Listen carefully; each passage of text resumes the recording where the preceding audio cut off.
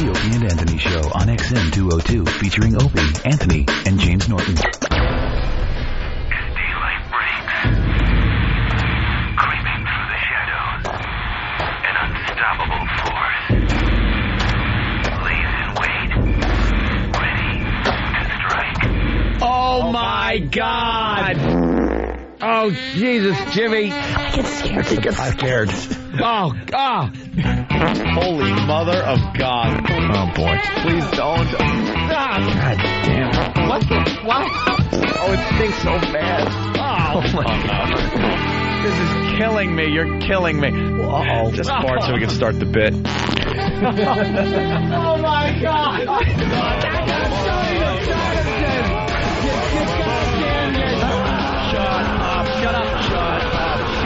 Shut up.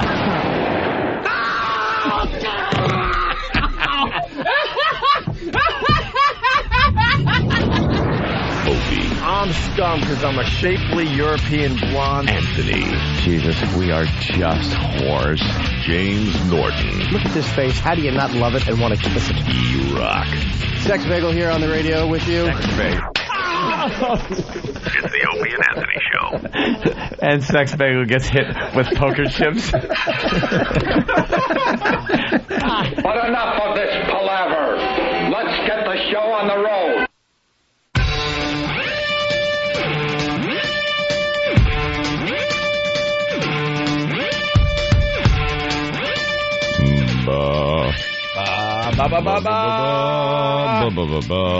Warming up the vocal cords. Good morning. Good morning.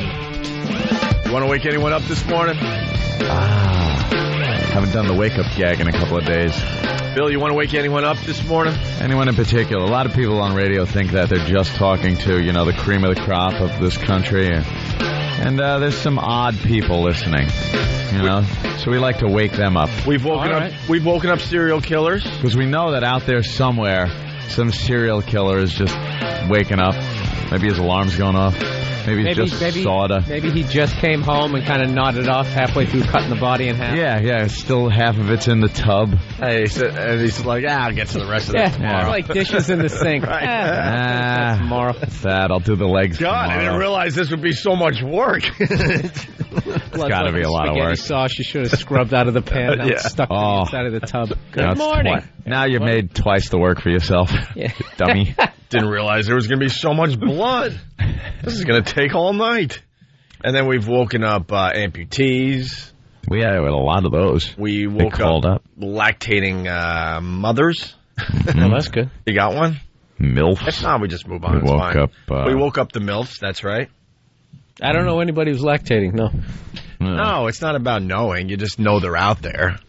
Oh, okay. Like there's soccer moms out there that secretly love the Opie and Anthony show. Some odd group. Yeah. How about someone who doesn't realize they're going to get fired today?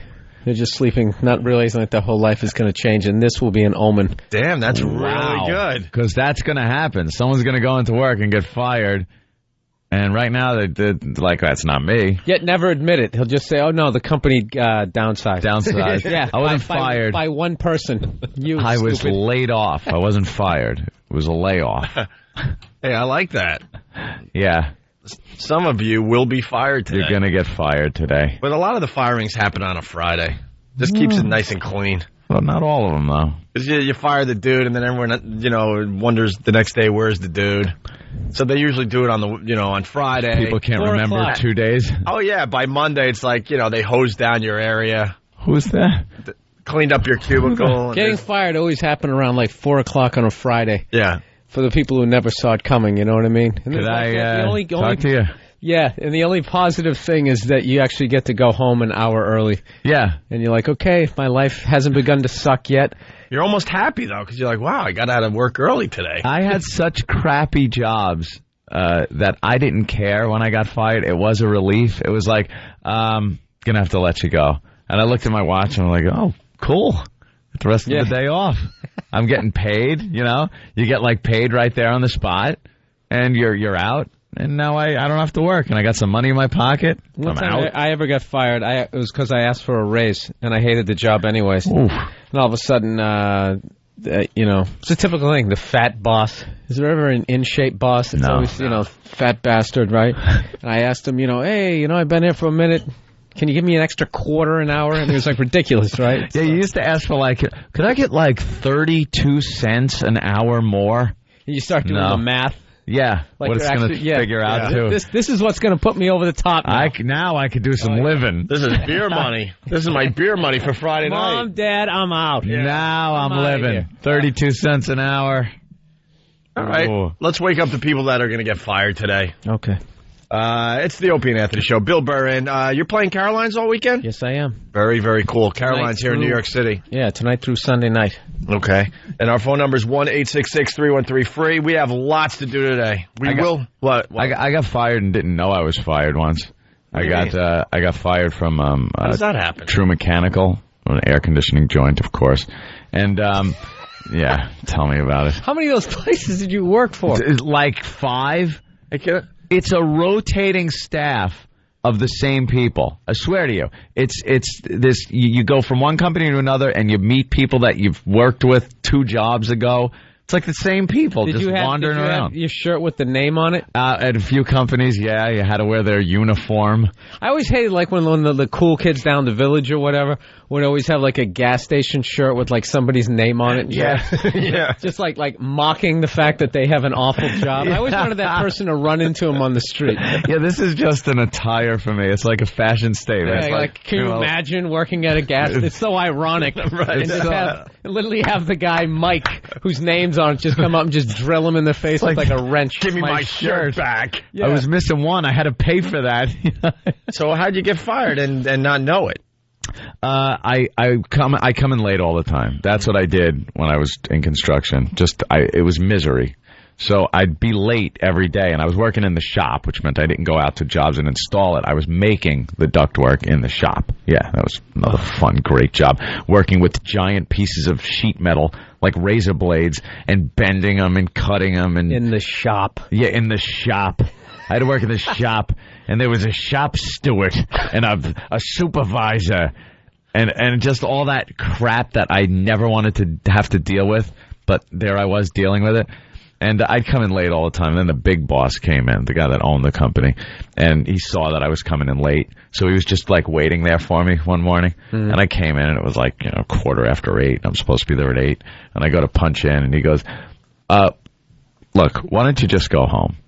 And again, I'm like, oh, cool. Cool. I gave me the day off. I could sleep. I was tired or hungover probably. So I went home, went to sleep, hung out the rest of the day. And then I was thinking, he didn't say I'm fired. He just said go home. Was he punishing me for the day, or kind of don't you're not going to work if you come in late, but if I come in on time, I'll still be able to work? Are you thinking maybe too many guys showed up and he just didn't need everyone? Yeah, he didn't need everyone that day. Plus, your only version of what it's like to get fired was from the Flintstones. You're fired. Yeah. You're big boss, firing you, and it's you're fired. Yeah, you're fired. It's not we got to let you go, or why don't you go home, or something like that. But passive aggressive. Yeah, I was indeed fired, but I wasn't sure, so I had to call up the shop and ask around. I was like, am I fired? They're like, oh, yeah, dude, you're so fired. You're not only fired, you're so fired. It's been the talk of the shop. You got fired. I was like, oh, just making sure. Thanks. All right. I'll go to some other place and talk myself up and BS about my qualifications and get even more money. That's what you'd do.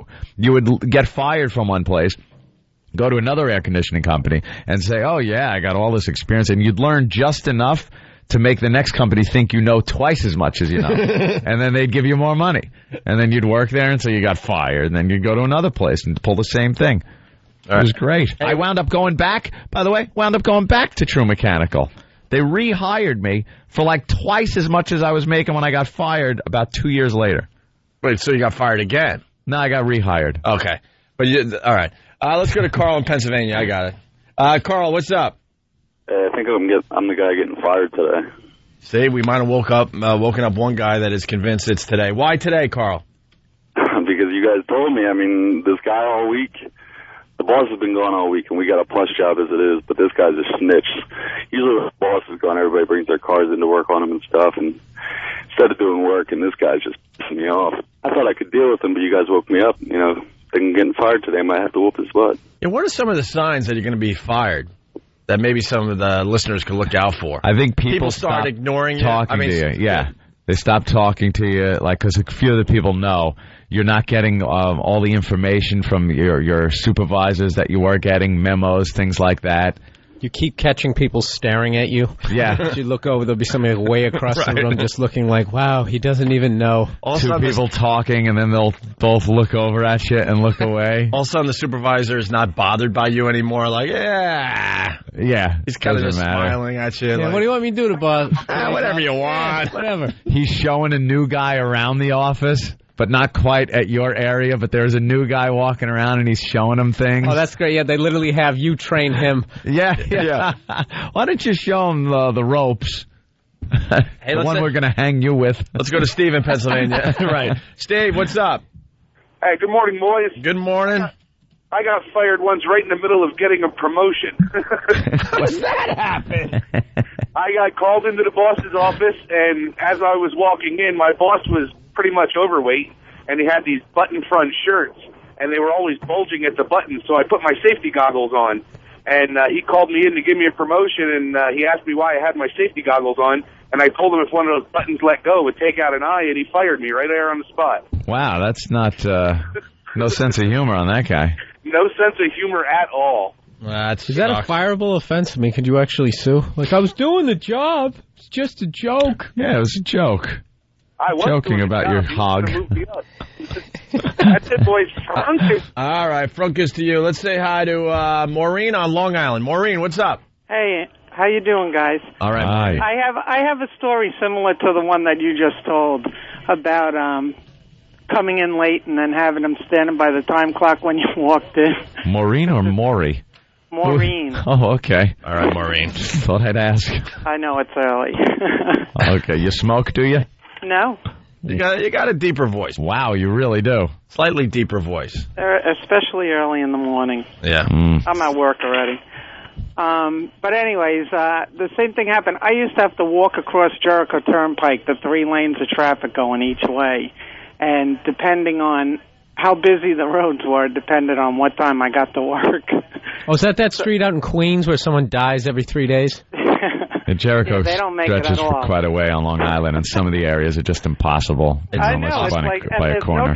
there was no traffic light there, so, it depended. Some days I made it earlier, some days I made it late, and one time he was standing there, and I had no idea, and I just walked in, and he goes, "Don't even bother punching in. We got to let you go. You can't keep coming in late." Oh, don't even bother punching in. I'm on salary now? What? Yeah, I know, right? No, you always hope for the best. The optimist. Yeah, the optimist. I did stay on their softball team, though, because I used to play softball for them, so I stayed on the team until somebody realized I didn't work for the company anymore. Oh, that's great. Yeah, so I did get some fun out of it. All right, thank you, Maureen. We got to go to Pittsburgh. Now they're calling in like crazy She here. was the one cranking home runs with that voice. Yeah. Oh, That's why they let her man. stay on the team. Yeah, right? No kidding. I bet you clean up. You suck Whack at that softball. You suck at work, but man, you could hit the ball. Yeah, she can pull the ball. We can't lose our cleanup hitter. Let's go to Rick in Pittsburgh. Rick, Yo, what's up, boys? what's Hey, man. up? Yeah, I got a similar story to Ann's. I was first job fresh out of high school, cutting grass with some guy, and he'd pick me up every day straight from my house. I'm like 18 years old. I kind of messed up the first day on the job and cut down somebody's bushes with a weed eater. But 3 days into the job, I'm waiting at like 6 in the morning, and this guy never shows up. And I waited for him for like 3 hours looking out my window like an eager little kid. I called him like 3 days later. I was like, "Did you fire me?" He was like, "Yeah." And the jerk never even paid me for the 3 days I worked. So they didn't show up to bring you to work? Yeah, sometimes the bosses have to make it a little more clear that you're firing people. We really don't want to understand it or accept it. He dropped me off, like, after work and said I'll be there tomorrow, and he never showed up. He just ditched you. Oh, it's hilarious. He's sitting there like one of those little kids in that book, Angela's Ashes, just waiting for Daddy to come home. right, boys, punch it out. All right, let's go to Boston. Craig, you're on the Opie and Anthony show. What's up? What's up, guys? Hey. Hey, any chance you gonna fight because you dream of being a superhero? No, never dreaming about being a superhero. Ant used to have superhero dreams at work. No, it was you would save the world. I would save the world from alien invasion. Right. I would be when you work in the shop. It's mindless work. Oh, you can write a screenplay in your head. That's what I would do. Like I would stand there, and there was a big stapler, this industrial Bosch stapler that was as big as I am, and you'd hit a foot pedal to work it, and it could just go right through your hand with nothing, like it was nothing. Wouldn't even strain. And you'd staple metal with it. You'd staple like sheet metal into these rings and clinch collars and things you would need to put together the air conditioning system. And it was mindless work. You'd have like 1,000 of these things that needed to be stapled, and you just go all day long. So your head can be somewhere totally different. And I used to imagine that aliens came down and warned us that there was another alien race that was coming to invade Earth, and gave me all this technology that was needed, and I had to get a group together to intercept them and kill them. That's really involved. I used to just have like action hero fantasies. Me beating the crap out of like 5 big dangerous guys and the best looking girl in the company seeing it. Oh, there you go. Okay, that's a good one. Even in the fantasy, we still didn't hook up. It was just enough for her to see it. How great is that? I was such a loser.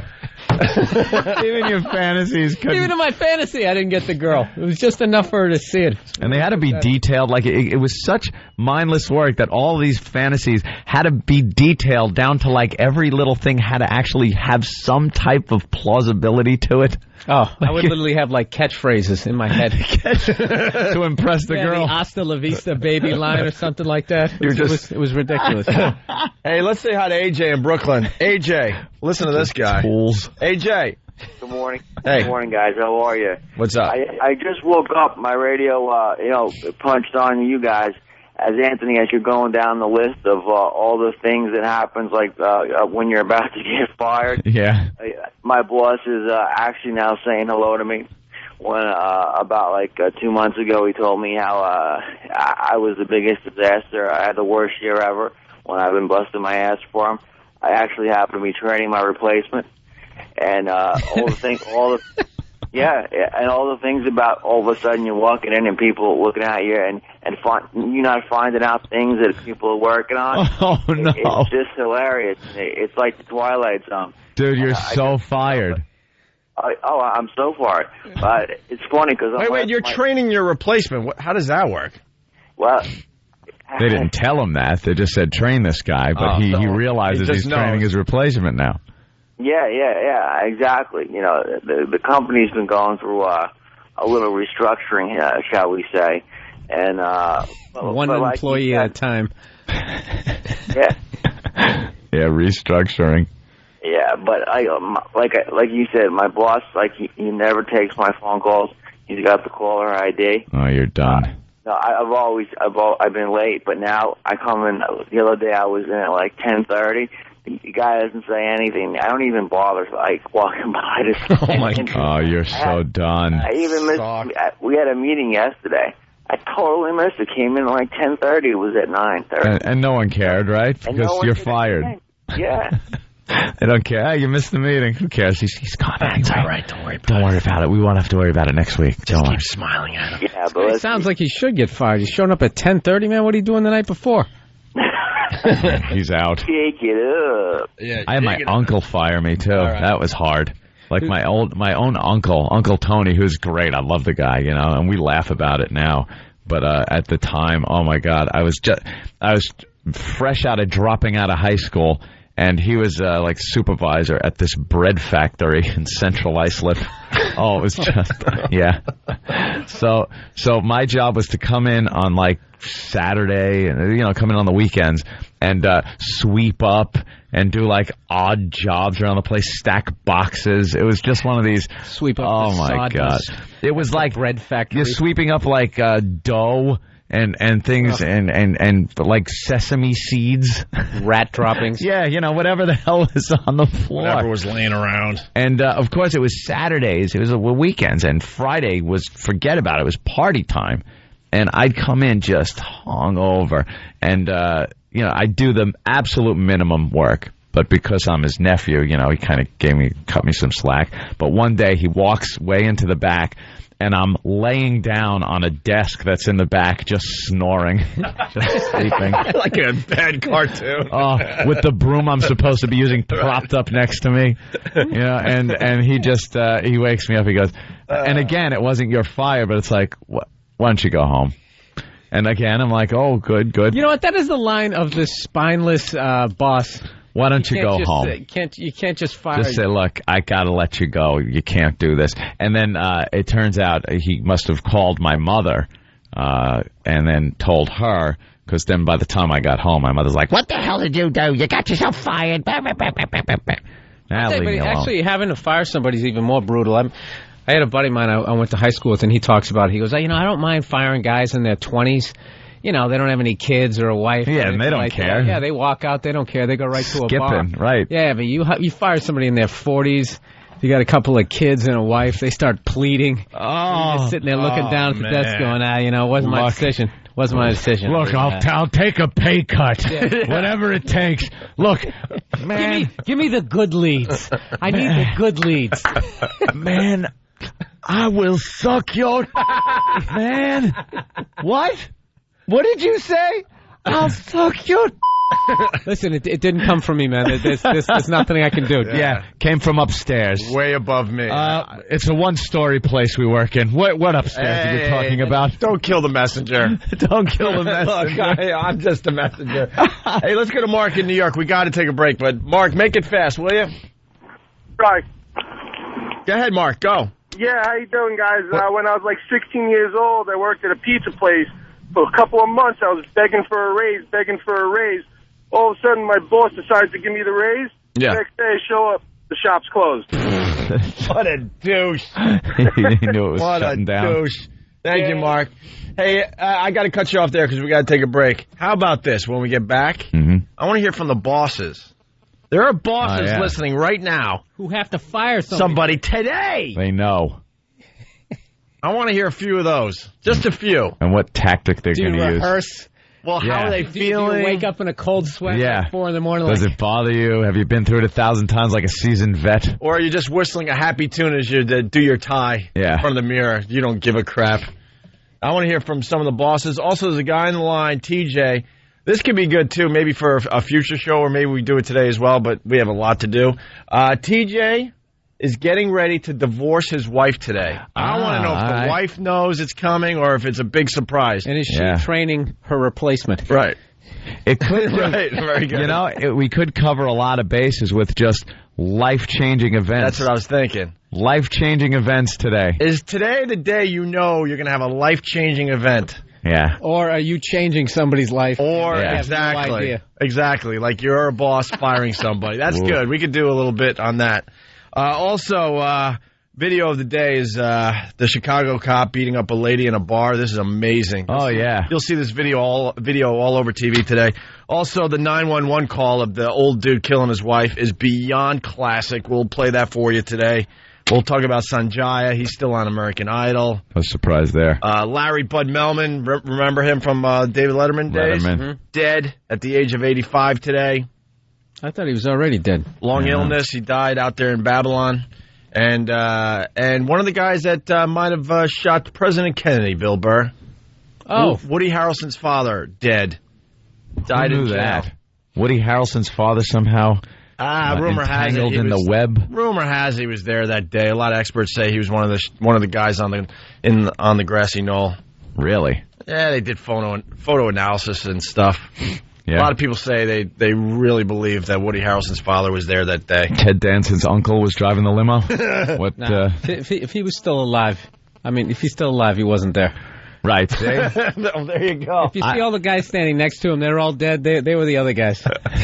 That's a great point. He'd have been dead already. Yeah, if you're not dead already, then although look, you really didn't have much he's to do. dead, Bill. See? Another one. They finally got him. They finally got him. He died in prison. He had his own island like Dr. Moreau. We just can't get this guy. He died in prison. Oh, yeah. He was serving 2 life sentences. Woody Harrelson barely knew his dad. I mean, he was about 7 when his dad went away forever. Yeah. Oof, that's a life-changing event. Cute story. And we're downsizing your family. Your dad is going to jail. Also, front page of the paper today, my baby is black. Really interesting story. God. So we got lots to do. We got Bill Burr. He's playing Caroline's all weekend long here in New York City, and we'll continue. It's Opie and Anthony. Hear what everyone else is talking about. O&A Uncut and Live, continuing the show on XM Satellite Radio starting at 9 a.m. Eastern. Visit xmradio.com to subscribe. It's the Opie and Anthony Show. The Opie and Anthony virus. Good morning. You're checking out the Opie and Anthony Show. Let's go right to the phones. We'll say hi to TJ in New Jersey. TJ, what's going on? Hey, what's up, right? What's up, guys? So, you're getting ready to divorce your wife today. Today is the day. I'm firing her. I'm firing somebody. Firing the wife. Have you rehearsed? Say again? Have you rehearsed your speech, what you're going to say, or you're just going to go with your gut? No, everything's been taken care of. This is just the day that is finalized. It's termination. Disloyal to the company. It's over. So you're going to have a little party? That's right. So today's the day you're officially divorced? Yes. How did it go down when you first told her? She didn't take it so well. You know, I make the money, so she's got to go. All right, TJ, kind of lame, to be honest with you. We were hoping that, today was the day you were going to tell her, look, this ain't working out. That's the type of phone call we're looking for today. Congratulations to you. It sounds like you're a free man and you're very happy, and today's the day you move on with your life. But we're looking for the people today. They're sitting there. They're listening to us, and they got a life-changing moment that will happen today. They know they're going to divorce their wife. They know they're going to be firing someone at work. No, I got some advice for those people. For some people, here we go. For the guys that are on the job right now, if you're early, you're on time. If you're on time, you're late. And if you're late, don't bother coming in because you don't work here anymore. I'm punching. Too late to punch out. You're a flaming wreckage. Wow. Burning in a crater. God, we had a lot of hope for that phone call going. A lot of hope for him. Let's say hi to Eddie in Arizona. Eddie, what's going on? Hey, what's going on, boys? Hey, Eddie. A couple years ago, I was a manager at a restaurant. That was my first firing. I came into work. My palms were all sweaty. I was excited to get to fire somebody. Wait, you were excited, and that's why your palms were sweaty? Yeah, I was excited, a little nervous, but I was really excited. My palms get sweaty. Excited. But I was supposed to fire this line cook, and I walked into the restaurant to start my shift, and I went to find him, and he wasn't there. I asked around, he wasn't there. I got a phone call about 15 minutes later. And it was his wife, and it went something like this. Hi, I'm calling to say that Tom won't be in today. May I ask why? He's dead. Excuse me? He committed suicide an hour ago. And she called his job? Yeah. What do you say to that? Were your palms even more sweatier? Yeah, I kind of said, well, you have a good one. Take care of that. Don't worry about it. We'll cover his shift. I'm sure she took some consolation in that. Wow. At least his shift will be covered. When you get a chance, return his aprons. Yeah, could you return his worker smock? Yeah, he wasn't wearing that when he killed himself, was he? We could reuse that. Hey, Eddie, be honest. Were you a little relieved that you didn't have to actually fire the guy? Yeah, actually a little bit, but that kind of really messed me up pretty bad to try to fire anybody else, hoping that I didn't get those calls again. Right. Well, you guys have a good one. I'm punching out. All right. Thank you, sir. We got another one coming in. It's Jewish Monkey from California. We know you. What's up, Jewish Monkey? How you boys doing today? Good. I'm doing good. I'm an employer out here, and I got an employee that just can't do math at all. So I was just waiting to get some resumes in. and just to replace him. Well, last weekend during St. Patty's, he decided to get drunk, ride his motorcycle. He crashed it. Now he's in a coma. So now I'm covering his shifts, working 98 hours. And you were going to fire the guy? Yeah, I needed to fire him because he couldn't do his math. I had to go over all his paperwork. Right. Wow. It's just getting on my nerves. But now I don't have to, so... All right. So can you still get rid of him? Cover his shift. Yeah, can you get rid of him officially? Well, officially, I don't know what's going to happen when he comes out of his coma. Still, I mean, it's only happened a few maybe days he'll ago. be good at math at that point. Yeah. Maybe he knocks something into alignment.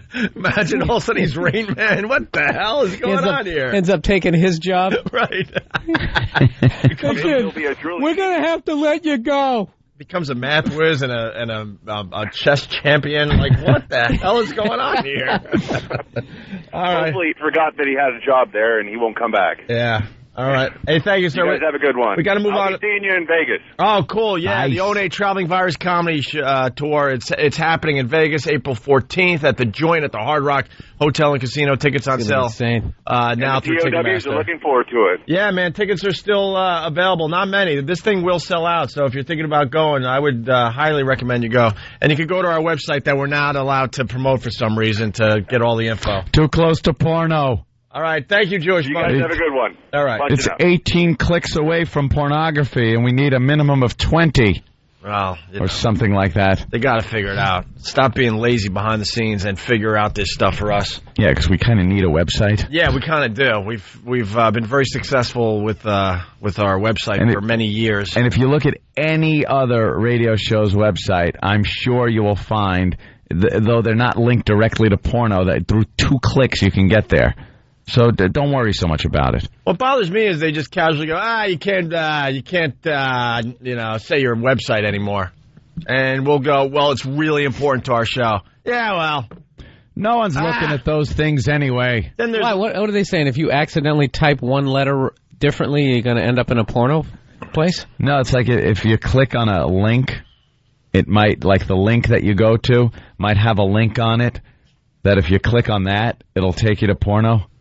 That's called the internet. Exactly. No kidding. You go up to see if, your Cavaliers beat the Mavericks. You know. Yeah, you could go to some guy, with a just like a Three Musketeer. How about we take an innocent word like banging some rebel guy? Well, let's just throw Jesus in Google, and I guarantee within a couple clicks, it's a couple of hardcore clicks. porn.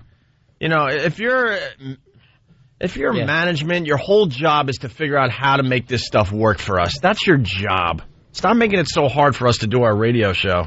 Hey, you want to go to a life changer? We got Matt. We're looking for more of these today. Matt, you're on the Opie and Anthony show. Hey, guys. What's going on? Hey. I love the show, man. You guys are awesome. Tonight at 8 o'clock, Tyler on the Green, I ain't going to propose to my girlfriend. Oh, you're going to get married. And she has no idea? She hasn't been pressuring you? No, she has none.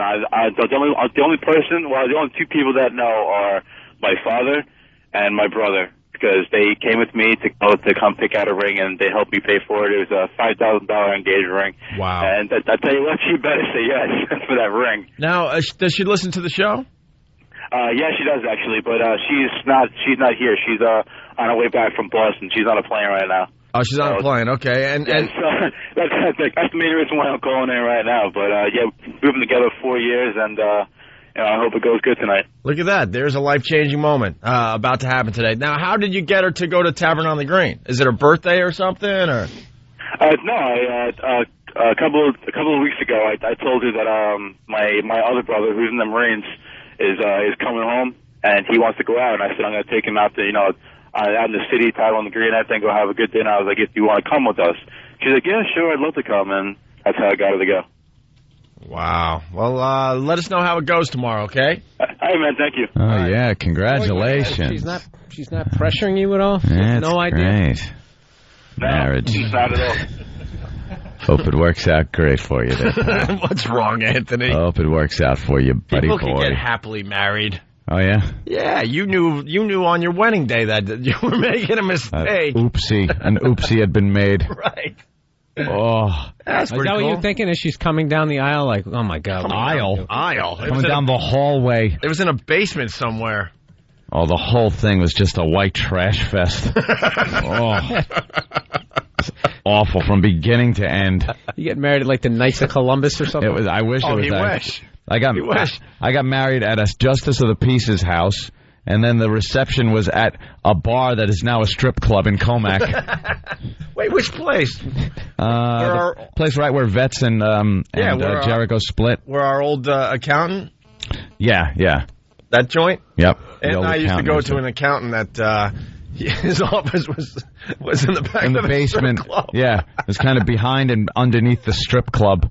It was wonderful. I love the guy a lot, and he's probably listened to our show. I'm sure he's a faithful listener, and it was just made me a little paranoid. Yeah. You know, I don't know if you should have your accountant working out of a strip club, but Anthony knows exactly. Anthony knows people who know people, and we went with this for a while. I'm like, oh, man, this is a little too shady for me, man. Yeah, I was like, maybe we'll move on. And I'm sure he's on the up and up, but it was just the whole thing was a little weird because, you know, we're doing numbers, and then he's like, hey, you want to check out the girls? I'm like, we'll go next door afterwards. And I don't like mixing taxes with boobies myself. So I brought back such fond memories.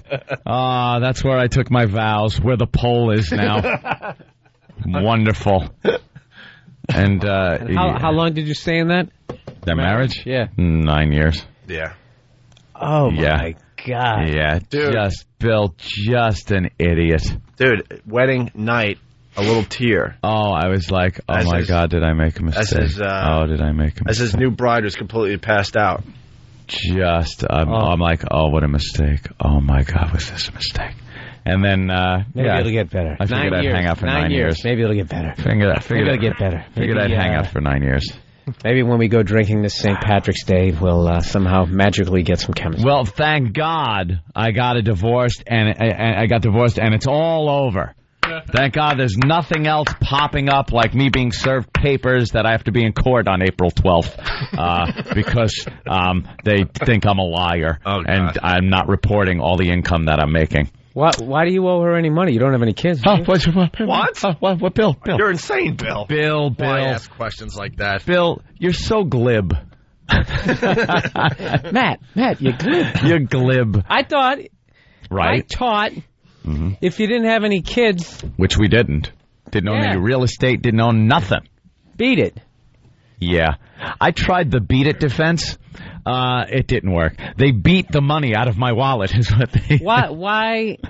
This is really going to make me mad. Why is she entitled to any money? Because I am the one with male genitalia, and she is the one with female genitalia. And for some reason, that means you have to give her boatloads of money. Why? Because that's the way this country works. Because when you're in a courtroom, in a divorce, I understand. You live like a caveman. They have caveman rules when you're in court. Because for every woman that says, "Oh, there's a glass ceiling, I can't get as high as men can get in this company. We want our independence. We're powerful, strong women." Once they get into a divorce court, they're helpless, poor things that can't do anything, and I need his help. Oh, there's nothing for a poor woman out there. Get a job! Does she work? No. Hasn't worked since we got a divorce. Hasn't worked before it. Doesn't even drive, Bill. Nothing. Do you ever even talk to her? No, I don't want to see her effing face, and I'm going to have to in court. I'm going to have to look at her. That's the part that annoys me the most. Can she even make eye contact with you? I should make a thing where we have to be, like, have a wall between us, like the old dating How old game. Is she? I don't know, in her 40s somewhere. Does she have all her digits? Apparently, yeah, all festooned with claws from the 80s. These long fingernails that are just, I call them talons to pull the wallet out of my pocket. Wow. Like a bird of prey, she swoops down like my wallet's a rabbit. And just and you're literally scampering across the plane like a little trying to run. groundhog. I just detect there's danger, and what happened to it? When you go to court, you got to get one of those dog lampshades. Oh, like I've been wounded? No, just so you don't have to look at her. Oh, that's a good idea. Or horse blinders, where I could just look at the judge. No, I say you just walk in with one of those lampshade things on, so you can't look to the side. Yeah, apparently I've been really good. Has the judge ever said to the woman, have you tried to seek employment? They don't do that. I wish they did. You know, and I said this during the divorce proceedings. I said, you would like to think that court is like TV, where every case is looked at on its own merits, and at the last minute a witness barges in and the judge is listening intently, and you have a story and they go, wow, that makes sense, yes, the case dismissed, or something like that. It's all cookie cutter. It's based on a slide rule formula, and they don't pay attention, they don't listen to you, they don't look at any individual facts. It's person A versus person B, and here's the math, and here's what happens. Let me get this straight. She doesn't work. Yeah. You're paying her, and now I have to go back. Trying to get a job, and you have to give her more money. They don't think that you're giving her enough. They don't think I'm giving her enough because they think I'm lying, that I'm not reporting all the income I'm making, because apparently they think we're making Stern money here. Dude, I am. They are in for a big surprise. Ever. I'm never getting married. No. Ever. Never. What is in it for the guy? That's what I want to know. I want to know what exactly a is contract in it, that can only screw you. My life is over. Yeah. I thought if you didn't have a kid and you walked away, it was like breaking up. What are you kidding? It's hell. I've heard people have told me that. Oh yeah, dude, you don't have a kid? All right, you're fine, dude. You're fine. No. I guess that means if you don't have a kid and you're a complete failure and you're not making any money, then you failed. Oh, then you're free to go. No kid, no house, no nothing. So marriage is an advocacy to become a complete loser. Yeah. The check he sends her, it would make your head spin, and she signs it on the back under protest. She's been doing this for months. Yeah, so I knew something was under coming. Protest. I take all this money from you under and protest. I gotta look at that and go like, oh my God, I'm fulfilling my obligation here. As per the agreement, I'm fulfilling an obligation, and I'm getting bitched at on the back of my own check. And then I get served with papers saying, hey, pretty much to sum it up, saying, well, we don't believe that you are making what you say you're making. We think you're making more, so we're going to drag you into court now and prove it. And you know what? Oh, huge surprise they're in for. Huge surprise. Because wait, will she have to pay your lawyer fees for dragging you in for this frivolous suit? No, actually, she's looking for me to pay her lawyer fees. Which, by the way, you have to do in a divorce. Men have to not only pay their own lawyer, but pay the woman's lawyer. So it's like, could you screw me and I'll pay you? Is she trying to end up at the bottom of a lake in 6 different pieces? It's just, you know something, that does, you read about that in the news, and I would never advocate anything like that. I'm not that kind of person. I have too much guilt. I'm not like that.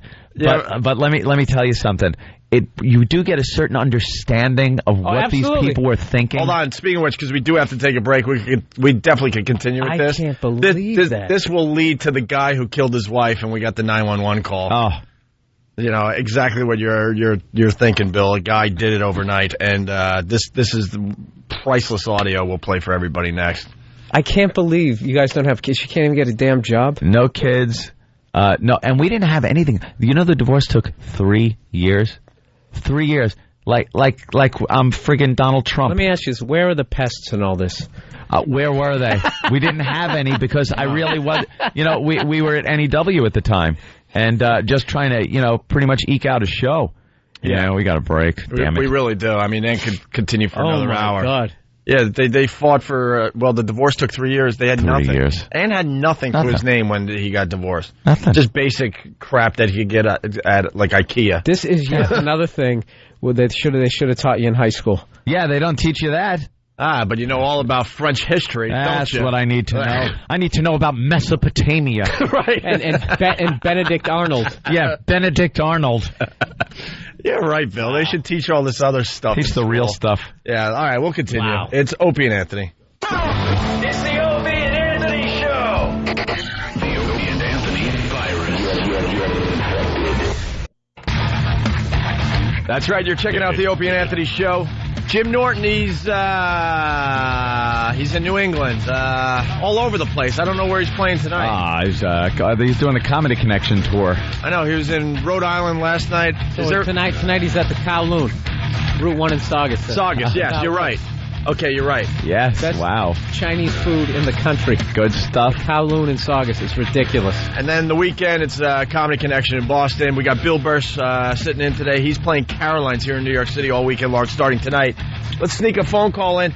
There was a girl, Lindsay, from Boston. She couldn't wait through the break, unfortunately. I want her to call back. She wants to talk about Crying Girl from American Idol, who's now like a celebrity for some reason for crying on TV. Everyone is. She's all over the TV this morning. So she's still listening. Lindsay, why don't you call back, because she really wants to talk about that. We got a quick call here from Mike in Buffalo. Mike, what's up? Hey, what's going on, guys? Hey. I got a funny story about firing somebody. I own a construction company, and we were doing a roof 2 weeks ago. And these two brothers, I hired them probably about a month and a half ago.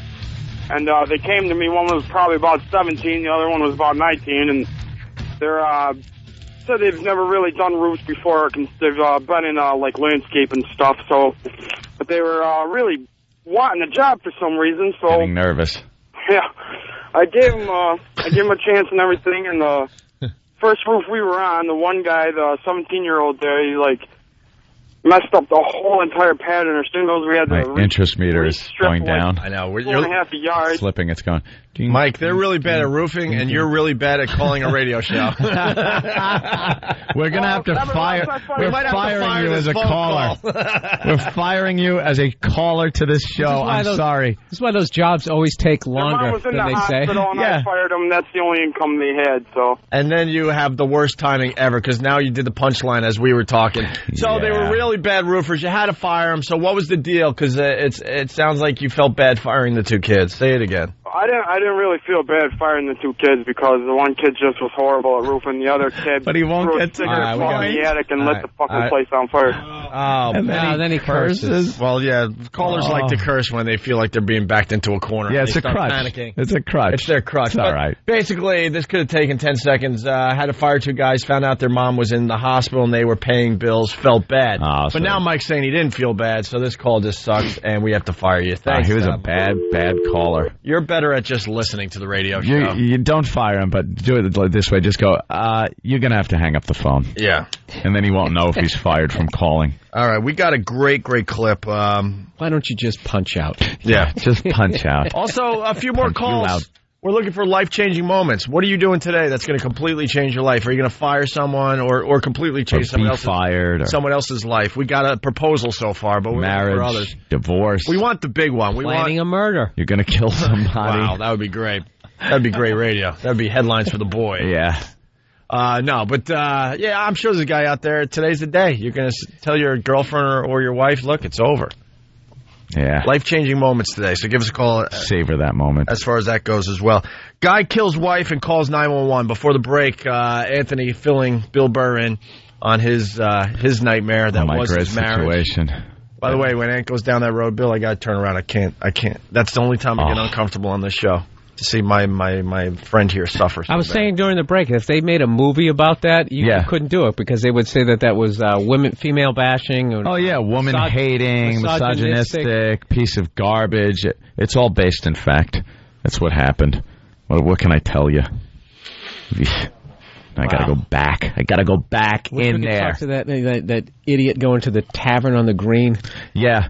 Just smack him in the face and go, stop it. Just sitting there under the glow of those Christmas lights so you can't even, think clearly. What a mistake you're making. It's so beautiful. She's beautiful. My life is going to be beautiful. You know what a big rock, what a big diamond ring looks like under sparkling Christmas lights like Tavern on the Green? It's like a magical moment. They probably sparkles like crazy in that place. Those rings are like that to hypnotize the guy. Yeah. It just don't care about signing a contract that I wouldn't sign to sell a car. Meanwhile, I'm basing my entire livelihood on a contract that is so one-sided. It's a behind-the-music contract. Yeah. You should sign it. You should get married, out in a parking lot and sign it on, a 75 Lincoln Continental. Some guy with a big cigar. You're going to be a big star, kid. Let me tell you, you're going to be a happy couple. Happy couple. He shoves it in his inside pocket and walks away. All right, listen. It is one of those contracts. Awful. Let's say hi to Dave in Pennsylvania. Hey, guys. How you doing today? Hey there, Dave. Hey. Billy. I'm coming to see you this weekend over at Caroline's on Saturday night. Oh, that's great, man. Thank you. Yeah, hey, you always put on a great show. I got to tell you really fast, I got to kiss Bill's ass. Another one of these comedians that every time you see him, you get a lot of different material. I'm so sick of the guys. They come through, and it's the same stuff you saw last year. Like, what are you doing, man? Yeah. I don't know how. I'm so psycho-paranoid. It's not even a good work ethic. I just have this reoccurring nightmare of the whole crowd going, "We heard that last time." Heard that already. Yeah. So What's the matter with you? So you're going to hear different stuff when you see Bill at Caroline's, and you're going to laugh your ass off. Go ahead, Dave. Yeah, hey, the topic I was going to bring up was, did you guys hear about this guy that shot his wife out there in Texas with a .38, and then calmly calls up 911 and has basically no mental thought? This guy, yeah. I think the guy is relieved. This guy's so relieved. He doesn't even care. He probably knows he's going to prison. But being married to this woman was worse than killing her and going to prison. That's what this guy is thinking. Is it total redneck or what? I mean, the way. Oh yeah, he sounds a little drunk too. Oh yeah, and he just the way that he takes care of calling 911. He's just, well, I did it. Yeah, we got the clip. I did it. Yeah, we're gonna play the clip. What's the headline? I killed my nag wife. My nag wife, he says. And right. Thanks, guys. And hey, Ant, can you tell people how to punch out correctly again? They don't get it. Thanks. Yeah. Bye. Very good. Yeah, you can't punch out after. You hit the ground. Yeah, you got to know if something's going really bad on the show. You punch out before you go all the way with what you. It's like an air show. Want to talk about? You see a little pilot disappear behind the tree line. Right. Then he's punched out successfully. His mugshot, by the way, this guy. Yeah. He's an older gentleman. Of course he is. He's had 67. years. He's got a nice smile on his face. He is so relieved. He's like, yeah, I did it. What's it to you? Yeah, I go to prison for the rest of my life. I don't care. I don't care. I'm hanging out with the guys. Prison rape cannot compare to what I've been through. Yeah, to what he's been through. This is his chance, though, to probably finally hang out with the guys. Like, he probably want to hang out with his friends or something. It was just like, no, you're not going out. So he figures, prison. Bunch of guys will play some cards. He shot her in the gut, too. That's like the most painful, agonizing death. Well, but it takes a long time to die. You're going to be okay. Yeah. Come on, say it. Say the goddamn word. You're going to be okay. Let's get into the story. There's so much here. You're about to hear one of the most bizarre 911 calls ever. 67-year-old Freddie Wilhite called police. He calmly told the dispatcher he shot his wife, and he even confessed why he did it. This is Freddie Wilhite. How can I help you? I shot my wife in the stomach with 38. Is she still there? Yeah, she's lying on the floor. Why did you do this? She enticed me, and she would ridicule me throughout my lifetime. I'll see if she's alive. Sir? You're alive. Are you Can alive? you believe that? Or are you dead? Wilhite surrendered without offering any resistance. He was charged with murder, and he's being held on $100,000 bail. As calm as, I think someone's at the door. I'll be right back. Let me see if she's, you alive or are you dead? Yeah, but you hear it in his voice. Why did you do it? She enticed me. Enticed me. My whole life. And then you hear the female reporter just like, can you believe that? What? Enticed him. Yeah, they just suck on the news. That is definitely, that's a big word. If the man you're with starts saying you're nagging me, that means like you might want to back off. Yeah, you're beginning the murderous process. The process of little circuits clicking together in his brain. Yeah, we're not good with emotion, and we try to solve problems. Let's just hear the 911 call again. Here it is. Listen for the part. Are you alive or dead? This is Freddie Wilhite. How can I help you? I shot my wife in the stomach with 38. Is she still there? Yeah, she's lying on the floor. Why did you do this? She enticed me, and she would ridicule me throughout my lifetime. I'll see if she's alive. Sir? You're alive?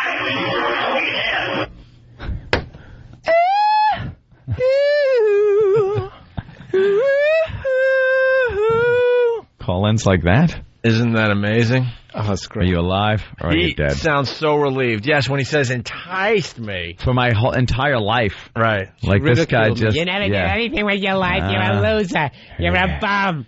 Why did I ever marry you? Just and he's just like looking at the 38. I could do this. How long do you think he thought about it before he did it? How many years? Decades. Decades, right? Decades, just laying there. And he waited to the perfect age. He's probably going to die during the trial. Yeah. What does he doesn't care? You don't care. All right. Let's go to Lindsay in Boston. This is a little one-sided, I think, the way we were looking at this. Maybe. Let's go to Lindsay. What's up? Hey, I was just wanting to comment on that. I think she might have been, like, mildly retarded or something, that girl on American Idol. Mildly retarded. Gotta love the Boston accent. The crying girl on American Idol. Yeah, she's a big star today. Apparently, she was a little bit of a plant, though, from what I'm hearing. She's 13 years old. She cried during Sanjaya's performance, but she was supposed to have tickets for Are You Smarter Than a Fifth Grader? Yeah. So she's out there in Hollywood. And then somehow she gets tickets through that show to see a dress rehearsal, because they do a dress rehearsal before the live version of American Idol. So she went to the dress rehearsal and burst into tears when Sanjaya came out. And apparently, the producers of the show go, "This is great. Give her tickets for the real show." That's why the camera was like, it knew exactly where to go. Yeah. It like went to her so many times as he was out there singing, and she's just crying. And it looked like she was like pushing the tears out at some point.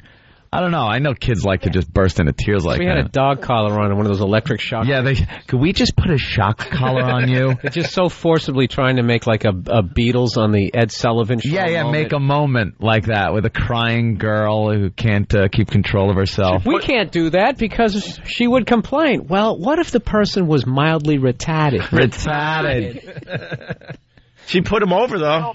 Yep. He made it through again. He made it through again because of that moment, I think. And last night's vote-off was really important because now the 10 remaining American Idols or whatever, they tour. They tour the country. So he's in. He's set. In. You're going to see him in your city this summer. Thank God. Oh, I can't wait. I'm sure Patrice is getting tickets for all the dates.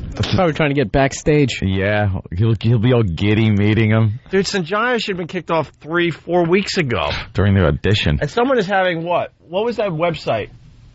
So you think she was mildly retarded? What leads you to believe that? Lindsay. I'm still here. Yeah. Yeah, why do you think that? Think what? That you're mildly retarded. That I'm mildly retarded? No, that she's mildly retarded. I don't know, guy. It's just whatever. But no, the girl was mildly retarded. Yeah, she looks a little off. She looked like she had the little downs kind of like the low eyes and the low set ears and the big mouth. She looked like a flounder. She's just a little girl with braces. A little girl. She looked like a cop. Right. A cop. A cop. Not a law enforcement officer. The fish. A cop. She looked like a lobster. A lobster. A lobster. Sanjaya, he looks like an Egyptian lace carrot, if I may. Egyptian lace carrot. Wow, did you nail it? Hey, man, you came back strong just when we were going to hang up on you. That's good. She's got it down, man. He does. An Egyptian lace carrot. That's perfect. Punch out right there. You want to end with a fine line like that. Done good. Starvation for Sanjaya. MySpace.com, / starvation for Sanjaya if you want to check it out for yourself. About me. Hi, my name is Jay.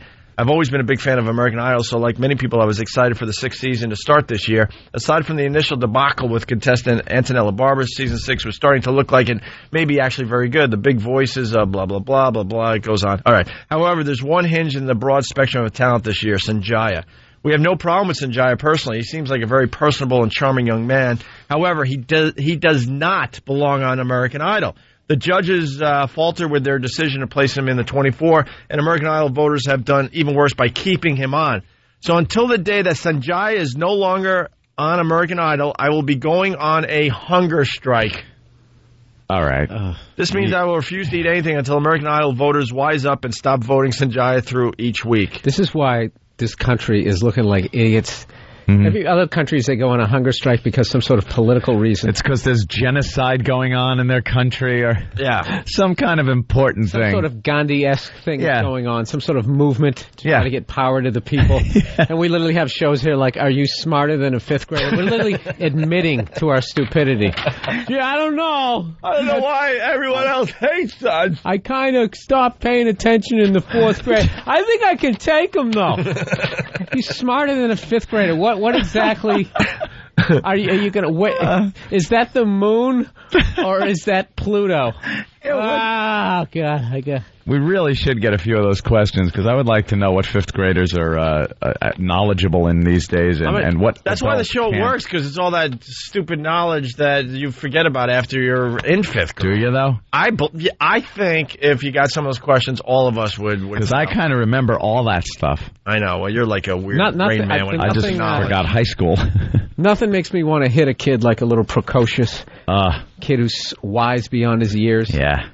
Hate those little bastards. But they always have them like they were really bad with the dialogue back in the day in movies, like the way they would have kids literally talking like they were in the middle of like their second marriage, and they were like in like fifth grade, and it was supposed to be considered cute. I always hated those kids, even when I was a kid. I just like the dreams of like uppercutting. Yeah, just smack them across the head. Just shut up. All right, hey, we got another life-changing moment coming in. It's Bob. What's up, Bob? You're on the Opie and Anthony show. O&A. Hey, what's up, man? How you guys doing? Hey, man. Good, we're good. I'm a contractor. I work about 12, 14 hours a day, and my old lady does not appreciate anything I do. And I met somebody else when I was on a job doing a kitchen, and I am telling my wife today... Who, the plumber? Years. Wait, how long have you been together? 17 years. 17 years. You're telling your wife of 17 years what? Wow. I have another woman and she's done. Wow. That is going down today. That is going down at lunchtime. I'm meeting her at lunch. Does she have any idea? She has no clue. Are you guys still living in the same house? We've been, but she hasn't been putting anything out. I haven't been getting any.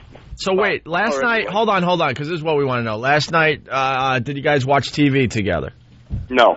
All right, so you went to bed. She was sleeping right next to you, right? Yes. And you were able to fall asleep knowing that today's the day it ends. I'm looking forward to today. Yeah, I was going to say, how do you feel before the big game? Oh, I got butterflies. Did you sleep like a baby or what? No, I kind of tossed a little bit, but I'm meeting her for lunch. Anything you're going to try to establish in the first half? Some sort of running game? No, I establish the defense or what? I just got to cut them and tell her lunch right off the shoot. I'm sure she's not going to stay to eat. Well, here you go, Bob. Now, let me give you a little dose of reality here with your pie in the sky little story here. Where are you going to live after you tell her this? Do you have a place? Yes. Well, I'm moving in with the girl. Oh, okay, you're moving in with the girl, and nice place or a little apartment. Actually, she has a nice house. She's divorced as well. All right, and you're giving up your house to your wife. I'm gonna end up having to sign that over to her. Yeah. Is it a? Like, you gotta understand, guys. You gotta understand when you go through this many years of just. I should be like that guy with the 38. She enticed me. She enticed me my entire life. She ridiculed me. Hey, Bob, it's a little unorthodox, but can we do it on the air? Can you wear a wire? Can we do a little Donnie Brasco? Wear a wire. We could put you on hold. We get her on the line. But you know what? We'll make believe she's winning a nice trip to Aruba or something. I'll tape it. I'll tape the whole damn thing. Yeah, do that. Give me 11:30. All right. Tape it. I want to hear this. I want to hear the misery and heartbreak in her voice. Last night I tried one last time. Over dinner I got home. I took a shower. I sit down at the dinner table, and it starts again. And it starts again. And they just don't want to listen. What do you mean it starts again? What is she doing? How much money did you make today? Not how am I doing. How much money did you make today? What are you doing? And you know what? At nighttime when I say, hey, how was your day? Hey, maybe we can get a little busy. Oh, no, I'm tired. She does nothing all day long. My kids are grown. She does nothing all day long. How old is she? 43. 43. Now, 43. Let's be honest with each other, Bob. Did you let yourself go? Probably not, because this other woman likes what you got. We got to do some sort of balance here. Do you feel like you did anything? How did you contribute to it? Probably I worked long hours. I wasn't always there. Maybe she's going to be relieved today as well. I doubt it. She's going to crumble like a deck of cards. And you're going to do it in public, man. That could be dangerous. Yeah. I'm doing that to keep it calm, to contain the situation. I did it at home. God, this guy thought it out. Like, what kind of place? Can you say that much? I'm meeting her in a diner. In a diner, okay. If she wants to make a public spectacle out of herself, I'll get up like a gentleman and I'll walk out and she'll look like the fool. She's making me look like a fool for years now. That's like that part in Goodfellas when De Niro tries to send Ray Liotta down to Florida. And right there, I knew I was going to get whacked. Yeah. Wow. Well, there you go. There's a life-changing moment going down today with Bob. You really want me to call you back tomorrow if I got the tape? Or, call us later today, whatever. Well, now you're part of the show. We want to know how this plays out, so please call back. I'll call you tomorrow morning. All right. Or this afternoon. All right, very good. Thank you, Bob. Good luck to you. So long, guys. Thank you. All right. Let's say hi to Jimmy in Philly, listening on WYSP. Jimmy, what's up? Jimmy. All right, he hung up. Jimmy's gone. We got questions from Are You Smarter Than a Fifth Grader, right? Yeah, we did. Oh, you got them in front of you? Yeah. Oh, there's no answers on this, right? No. Okay. You have the key, the answer key? Yes. All right. I'm done on the first one. Dude, I'm telling you. What? We all fail this. No. We all fail this. I want to take it. I want to take the test. All right, can you let us try to answer it first? Because we'll definitely screw it up, but you'll probably... No, I think... Fifth grade goddamn questions. Look, I'm tapping out. I would fail this test. So let's do this. We ask you the questions and see if you would fail. I guarantee I'm going to fail this. Let's see how far I'm going to fail. I've Bill, look at these questions. You're going to... You can't get 7 wrong or you fail. What is the compound word? I didn't know these when I was in the 5th grade. Thank you. What is the compound word in this sentence? The bus driver took an alternate route to the airport. First thing I'm doing is I'm looking for a hyphen and I don't see one. I will say airport is the compound word, air and port. That's correct. All right. I'm going to go with bus and driver. They're right next to each other. Bus driver. All right. You know what? They're right next to each other. All right, that is a tricky question because bus driver, We got 20 questions. We'll run through a few here and then we'll take a break. All right. And we'll give you your grade at the end of the show. Oh, good. True or false? Carefully, easily, and barely are examples of adjectives. I will say true. Yeah, I'm going to go with true. Because Anthony said true. That is false? Adverbs. Horrible in English. One wrong. Horrible in English, by the way. One wrong. 18 questions ago. Schoolhouse Rock. All right, how about... Lolly, get your adverbs. It was the adjectives, adverbs. By the way, you can play along at home. If you get more than 7 wrong, you would fail this test. That? Right off the second one, I already lose my confidence. I try to cheat off Anthony's paper, and now I'm in the hole. Yeah. All right. What is the largest South American country by area? Brazil. Yeah. Correct. Very good. Yes. Yeah, that was an easy one. All right. Let me come with a bad answer first, though. The cerebrum is the biggest part of what organ in your body? The brain. The brain, yes. All right, very good. The brain. And the final question before break. Inca civilizations were concentrated on what continent? That was in Mexico. North America? Or was it South America? I would say South America. South America. All right, so far, out of the first 5, you got 1 question wrong, Anthony. I got 1 wrong. And I'll confess. I must confess. English I'm very weak in English. I've never been Professor Anthony where English is concerned. My spelling is atrocious. And grammar, adjectives, adverbs, I blocked it out. Hey, diagramming sentences? Horrid. Sarah, Jersey. We got to move forward. Sarah in Jersey. Sarah. What's up?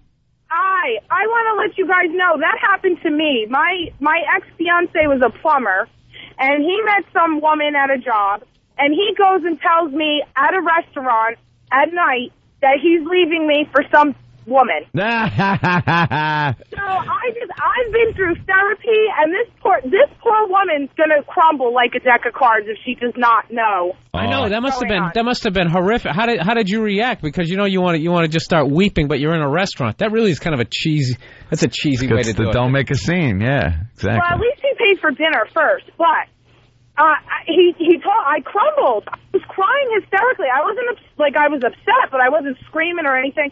People are looking at me like I'm crazy because I'm crying hysterically. He's got this big smile on his face. All these people are looking. It was terrible. It was absolutely terrible. He's got to do it at home at least. Did you know there were problems with the marriage?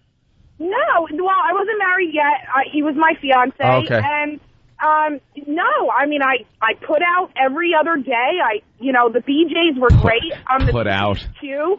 I mean, I didn't think anything was wrong. You know what's funny is it all comes down for guys, it's the sex, and for women, it's always the money. Because at least he paid for dinner. They always feel like, even if you hook up with the chick, they got to get like a T-shirt or something. They always got to have some sort of like parting gift, box of rice-a-roni.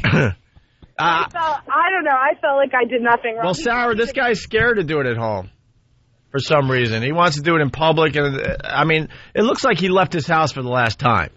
Like he is out of the house already. He's going to go to this diner. He's going to say he's leaving her, and that's it. It's just going to embarrass her so much. I've been there, and it's just, if he loved her for 17 years, at least do it in a private place.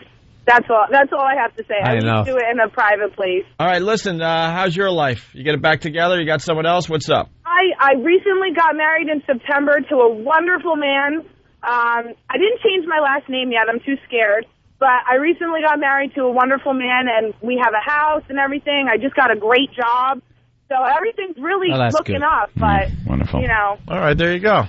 That's another thing I wish the ex would do. All right, Sarah. Dump my last name. Stop using it. She uses your last name still? Yes. Stop it. Oh, I got to admit, if you're going to do that, you really should do it at home. I mean, just to end a 17-year-old marriage, leaving your woman in a diner, face down in a plate of pig, in a diner with the waitress trying to, move you along because they need your table. Yeah, excuse me, are you done? You guys like to look at the dessert menu? We got key lime pie. Check, please. Just trying to, fill up your coffee for the 5th time, and you're in the middle of this intense situation. Half-eaten pigs in a blanket just sitting in front of you. Yeah, soon-to-be ex-husband's got powdered sugar on the side of his face. Yeah, listen, it's not working out. You gonna eat the rest of that bacon? Yeah, do you eat your whole meal in the middle of that? Waitress comes over to see how everything's going. I think if he just orders... she's all happy.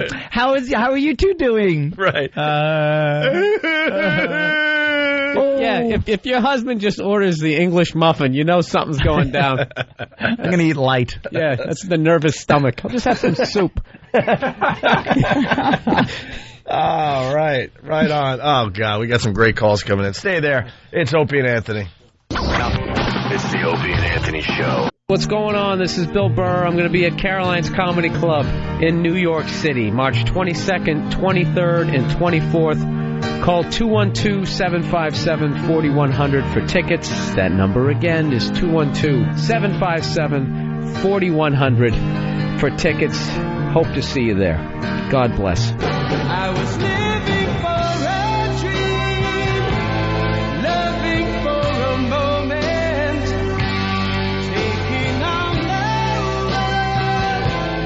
That was just my style. All right. We're back with the Opie and Anthony Show. The show's flying by today. I thought I could eat. That's all we want to do is be able to eat a little breakfast in between breaks, but can't even do that. And hit the can. Yeah. The head. The head. I never understood that one. The head? Was it the front of the ship. Oh, is that what it is? It's old Navy man. So why do they call it the bow? Gotta go hit the bow. The front of the ship. Oh, then you would just be going all over the front of the ship. It'd be coming out in front of your face. Yeah. Yeah, listen, we started something. That guy, he's going to tell his wife it's over today, 17 years. Yeah. Sarah's like, oh, man, you got to do that at home. She's going to be just out of her mind, upset and freaking out and all that. And Ken now is commenting about what Sarah said. It's Ken in California. Ken, what's up? Yeah, I did that with my ex. I had told her, hey, it's over. I'm just tired of it. We've been together about 9 years, and it led to her going way off the handle. I ended up with a broken toe. She was smacking me around. Next thing you know, I'm on top of her, choking her out. And I decided, you know what? I should have done this at a public place. See? Phone call today right there. Go to your ready-made whore. How did you get a broken toe? Yeah, how? Very good, bro. She shoved me into the wall. And, I'd been drinking a little bit, but... the old drinking kitchen floor linoleum. Oh, yeah. And, I didn't realize it was broke until it just turned all blue and stuff. Kind of like her face when I was choking her out. Why not have a sense of humor? Do it in a church or something, or a library. Well, the best part about that, I knew I should have done it in a public place after the cops showed up. But they were cool with it. They understood once they talked to her for a couple minutes. Yeah, right on. Thank you, Ken. All right, watching out. We got Max in Dallas. Max, what's up? Hey, what's going on, boys? How's it going, Billy? What's up, man? I got to agree with the guy about telling his wife in the diner because about 12 years ago, I told my ex-wife that it was over with at the house, and I'm a gun collector, and she went into my collection and I've got an authentic 1941 German MP5 Schmeiser. Ooh, and wow. Thank God I'd taken the steer pin out of it the night before when I was cleaning it because it was fully loaded, and she pulled the trigger, and all she got was a quick lick. And I about had a heart attack right there on the spot. Oh, she'd have killed you. I figure, if you're in a public place, at least if she goes bat S on you, somebody can call a cop or something, I mean, good Lord. Yeah, hell hath no fury. Isn't it amazing? If a guy did something like that, you'd be in jail for attempted murder. Women can just do stuff like that. It's just, I was crazy. Yeah. I was emotional. I didn't know what I was doing. I'm sorry. Broke my heart. I got a quick question for Anthony. Sir? Did you notice, after a while when you got divorced, that your wife might have gotten fatter or uglier? Yeah, I noticed that, going into the courtroom and stuff, and you got to see her, and it's just like, ugh. I haven't seen mine in 10 years, and she looks like a blonde Roseanne Barr now. Well, good job, my friend. We got some funny ass. Bailed out. Man. Thank you, Max. Bono. All right, let's go to Charlie in Jersey now. Charlie broke up with a girl in public, and it didn't go over so well. Let's go, Charlie. Hey, guys. Yeah, it didn't work out well. I'm asking you for the same situation. What's going to happen when Sirius buys XM and you have to kiss Howard's ass publicly if he breaks up you and dumps you douchebag? Well, Charlie, what makes you really think that's good? Oh, and then they hang up. Right, the worst part of your calls, if you want to call up and try to get to us with something like that, is when you hang up. I'll confess that.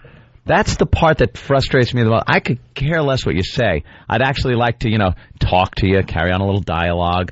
But then they like a bunch of faggots just hang up. Bunch of pussies.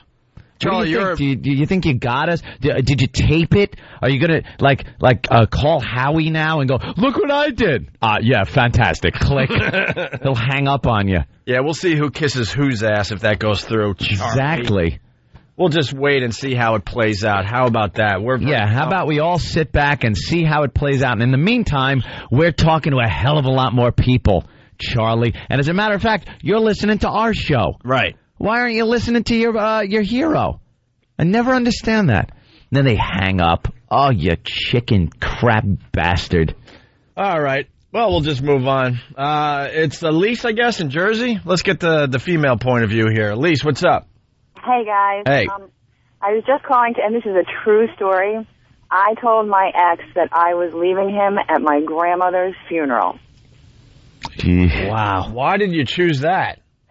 Basically, we're in the funeral procession going from the church to the cemetery, pouring rain, get lost. Nice upbeat. On my Nextel with one of my family members trying to, get back together with them, and all he's doing is cursing me. He's calling me every name under the sun. I look at him, and we had been fighting for months and months and months, and I hadn't had sex with him for about 7 or 8 months at that point.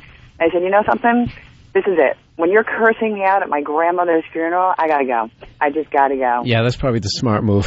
Hey, by the way, let's get the women's point of view. So why did you stop having sex with the guy? Basically too abusive, yelling at me, Italian guy, baby in the family, wanted me to be that stay-at-home, cook, clean. I had a career, I was a breadwinner, and I just said, you know something, you're home. He was unemployed more often than he was working. I'm like, you're home, you should be the wife. I'm out there working, like 80 hours a week. So why are you complaining to me when I'm bringing home, I was bringing home 6-figure salary. I there think you any go. man would be happy with that. You should have slapped him around. I wish I could have. He was bigger than me. All right, Elise, thank you so much for your call. Thanks, guys. Let's go to Queens. Angela, what's up? Yo, what's going on, guys? Hey, Angela.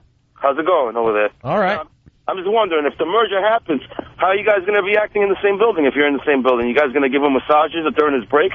I don't think so. No, listen. I doubt they'll even put us in the same building, to tell you the truth. We would definitely not be in the same building if the two satellite radio companies merged, okay? That's going to be like Bloods and Crips. Oh, absolutely. We would probably... It's totally different than that. You guys will be friends, just it's over the radio, No, I don't think so. We've never been friends with Howard. He truly is a real douchebag to other radio guys.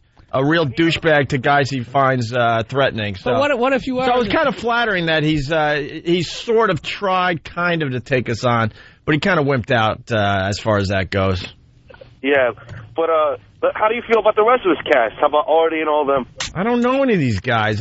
We hung out with Boy Gary back in the day. He was nothing but nice. Then we found out he was like a secret agent, double agent douchebag.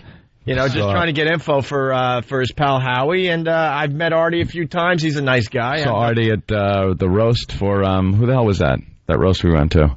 Was it Jimmy's or I don't know? No, it was at one of those big ones that Voss took us to, I guess. Oh, the Donald Trump thing? Yeah, the Trump thing. Yeah. I have an idea. It was really funny. Yeah, I mean, we're pretty honest in the show. I have no problems with Artie. I met him on the street once. He was nothing but nice. Yeah. I saw him at the Brooklyn Diner, I think, with Colin Quinn. Nothing but nice. If he trashes us on the show, that's another thing. I don't know. I really don't know what he does, but... You guys should kidnap Beetlejuice and make them pay you ransom. Yeah, like rival colleges. Dude, we got... Let's take their mascot. Our freaks are so much better than his freaks. We don't need Beetlejuice or any of those has-beens. You know that a lot of his has-beens send in, like, resumes and call and email. They're all trying to get on our show now. Oh, if that stupid Kevin Keith Kallenbeck calls or writes one more time. Yeah, we blow them all off, but Jesus, they're all enough with him. They're all trying to get on our show. I mean, we talked to what's his name, and he was hilarious.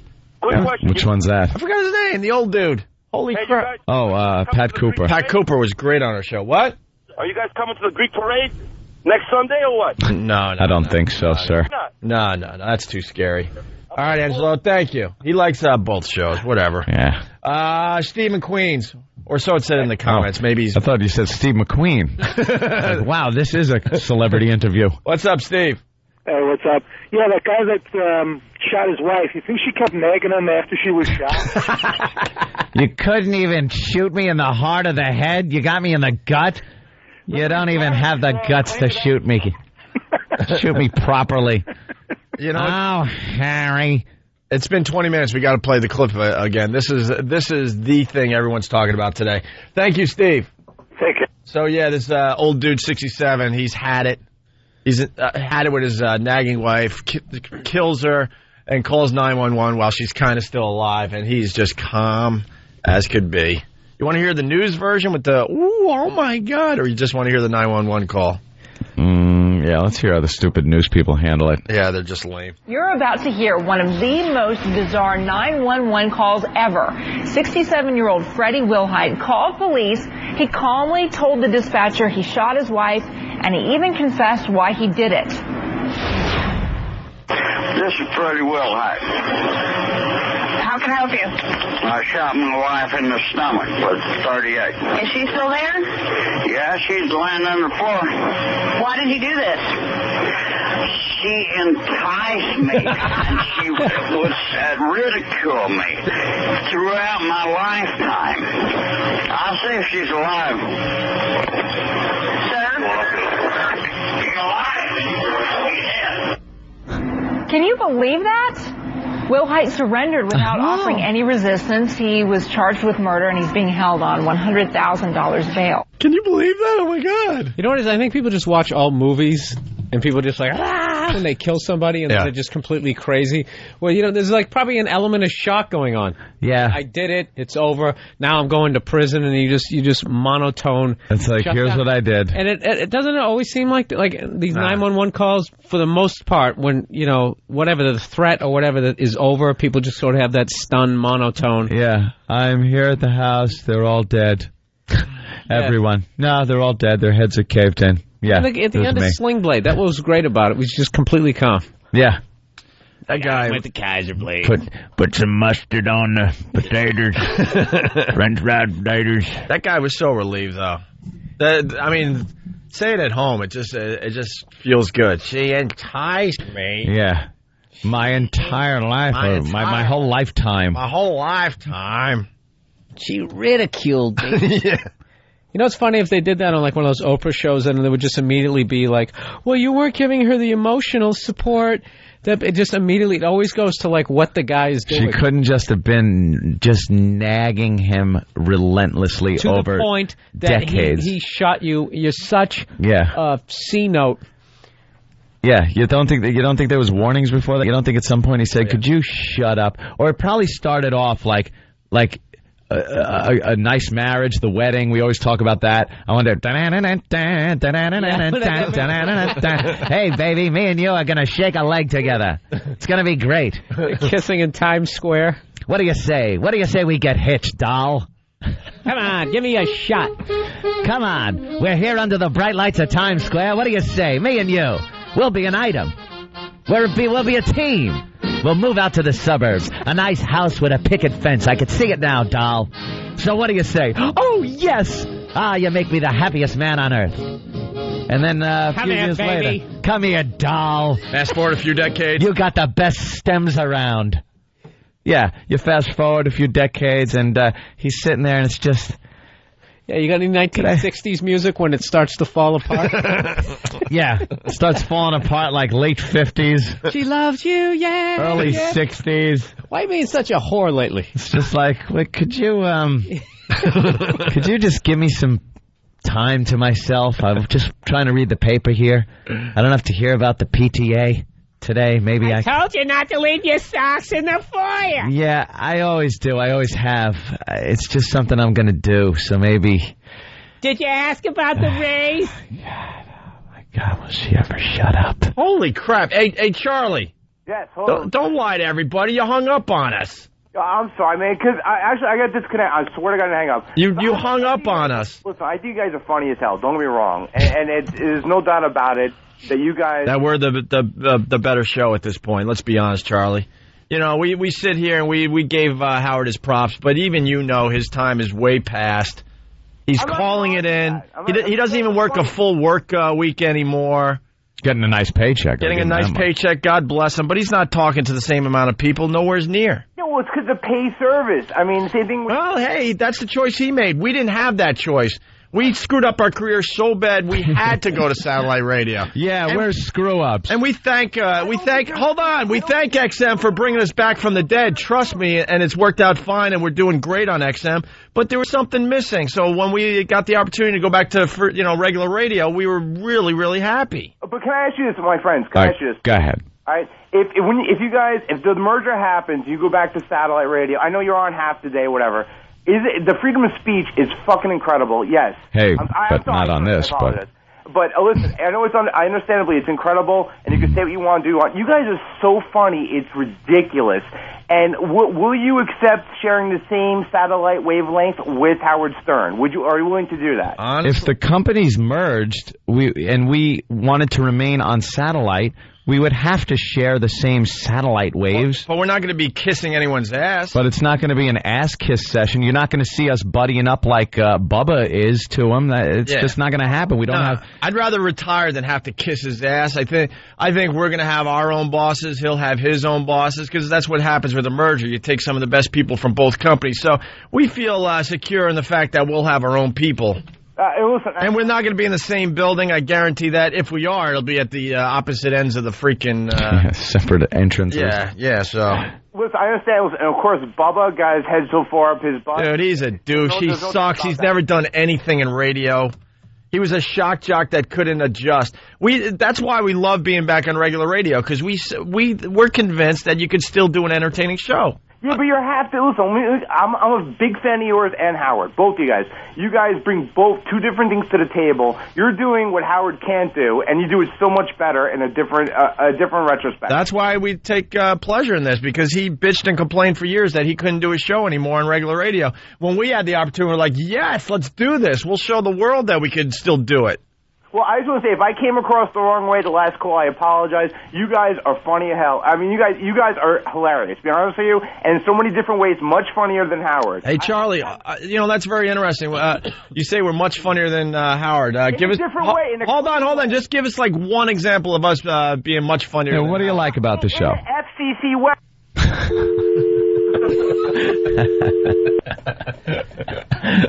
Shut up. Hey, more questions. We're taking the test today. Grade. The fifth grader test.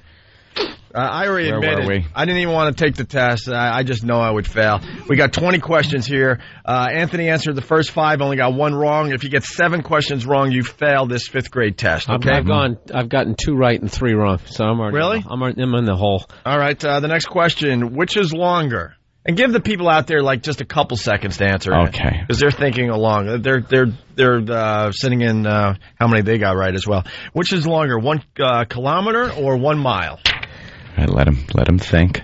You got to let me go first because I'm going to get most of these wrong, Anthony. All right, we ready? Yeah, go. I'm going to go with a mile, and this is literally the mindset when I used to take these multiple choice questions. I'm like, kilometer, that sounds longer. They're trying to trick me. I'm going with a mile. Bill Burr is correct. A mile is longer than a kilometer. Go. I'm back to 500. You both say mile, and that I don't even have to ask Stan. That one I know. Yeah. A heptagon is a shape with how many sides? 14. No, I'm going to go with the octagon is 8, septagon is 7, heptagon, Jesus, 9? Oh my God, 6? I have no idea. Your original answer of 14, if you half that, you are correct. It is 7 sides. Oh, I thought that was a septagon. Dan? Correct, 7. God, Ant's good so far. 1 wrong out of 7. Emma has 2 yardsticks. Oh boy, here we go. Emma, how old is this question? Oh boy, are they taking trains? Ebenezer has 3 apples. Mildred takes 2. Are they taking trains in opposite directions? How many will Gertie get? Yeah. Emma churns butter for 45 minutes. Well, Seamus shoes a horse. If Ulysses... I hate these dumb questions. Although this one isn't bad. Emma has 2 yardsticks. She also has a 12-inch ruler. She laid them end to end. How many feet long is the line? Oh, that's easy. That's 4 feet. 7 feet. Oh, wait, no, 2 yardsticks. Oh, 7 feet. Oh, you said 4. 7 feet. I can't remember. It's 7. I knew a yard was 3. I watched football. I knew that one. Come on. You know what a yard is. It's 7 feet. There you go. Summer school, 3 out of 4 years high school. All right. Of a drum, violin, or saxophone, which is a woodwind instrument? Let the audience dwell on that a little. Drum, violin, saxophone, which is a woodwind instrument. That's easy. It's a saxophone. It is indeed the saxophone. Very good. Ant's doing very well. True or false? The ostrich is the fastest bird on foot. It's got those long legs and that big ass. It's like a track star. Why am I thinking of Roadrunner? Now I'm thinking about cartoons. Ugh, they're trying to trick me. Cartoons. He's thinking of cartoons. I don't blame him. I'm going to say... You know what? They're trying to trick me because it looks like a big lumbering jackass. I'm going to say an ostrich is the fastest bird on foot. on foot.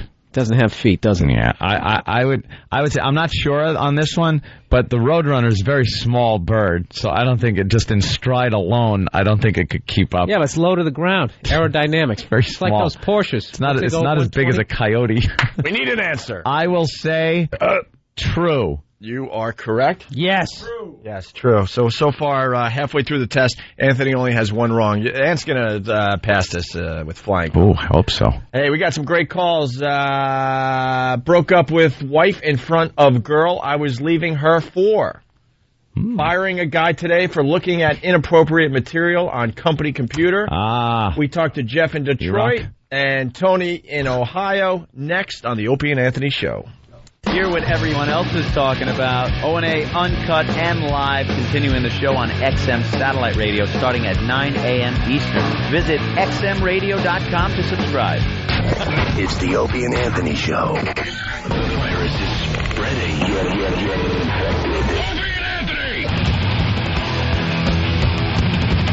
We're in the middle of a doozy today. It is the Opie and Anthony Show. What else is America talking about today? America. Our front page has Angelina Jolie with her latest adoption. Another baby. Oh Collect my them all. God. Dude, and she's really getting like supermodel babies. This kid is like, on the front of the post, he's like holding a strawberry. This is like a work of art. That is not a mother and her child. Yeah. Picture the usual mother and a child. You know what I mean? Yeah, that's pushing like a stroller in the mall, you know. It's kind of creepy though. They walk into these orphanages and then they pick out the best one. Yeah.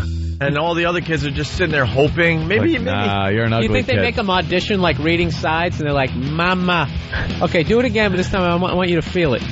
Yeah. Mama. All right. I'll respond to you. Okay. What do you need?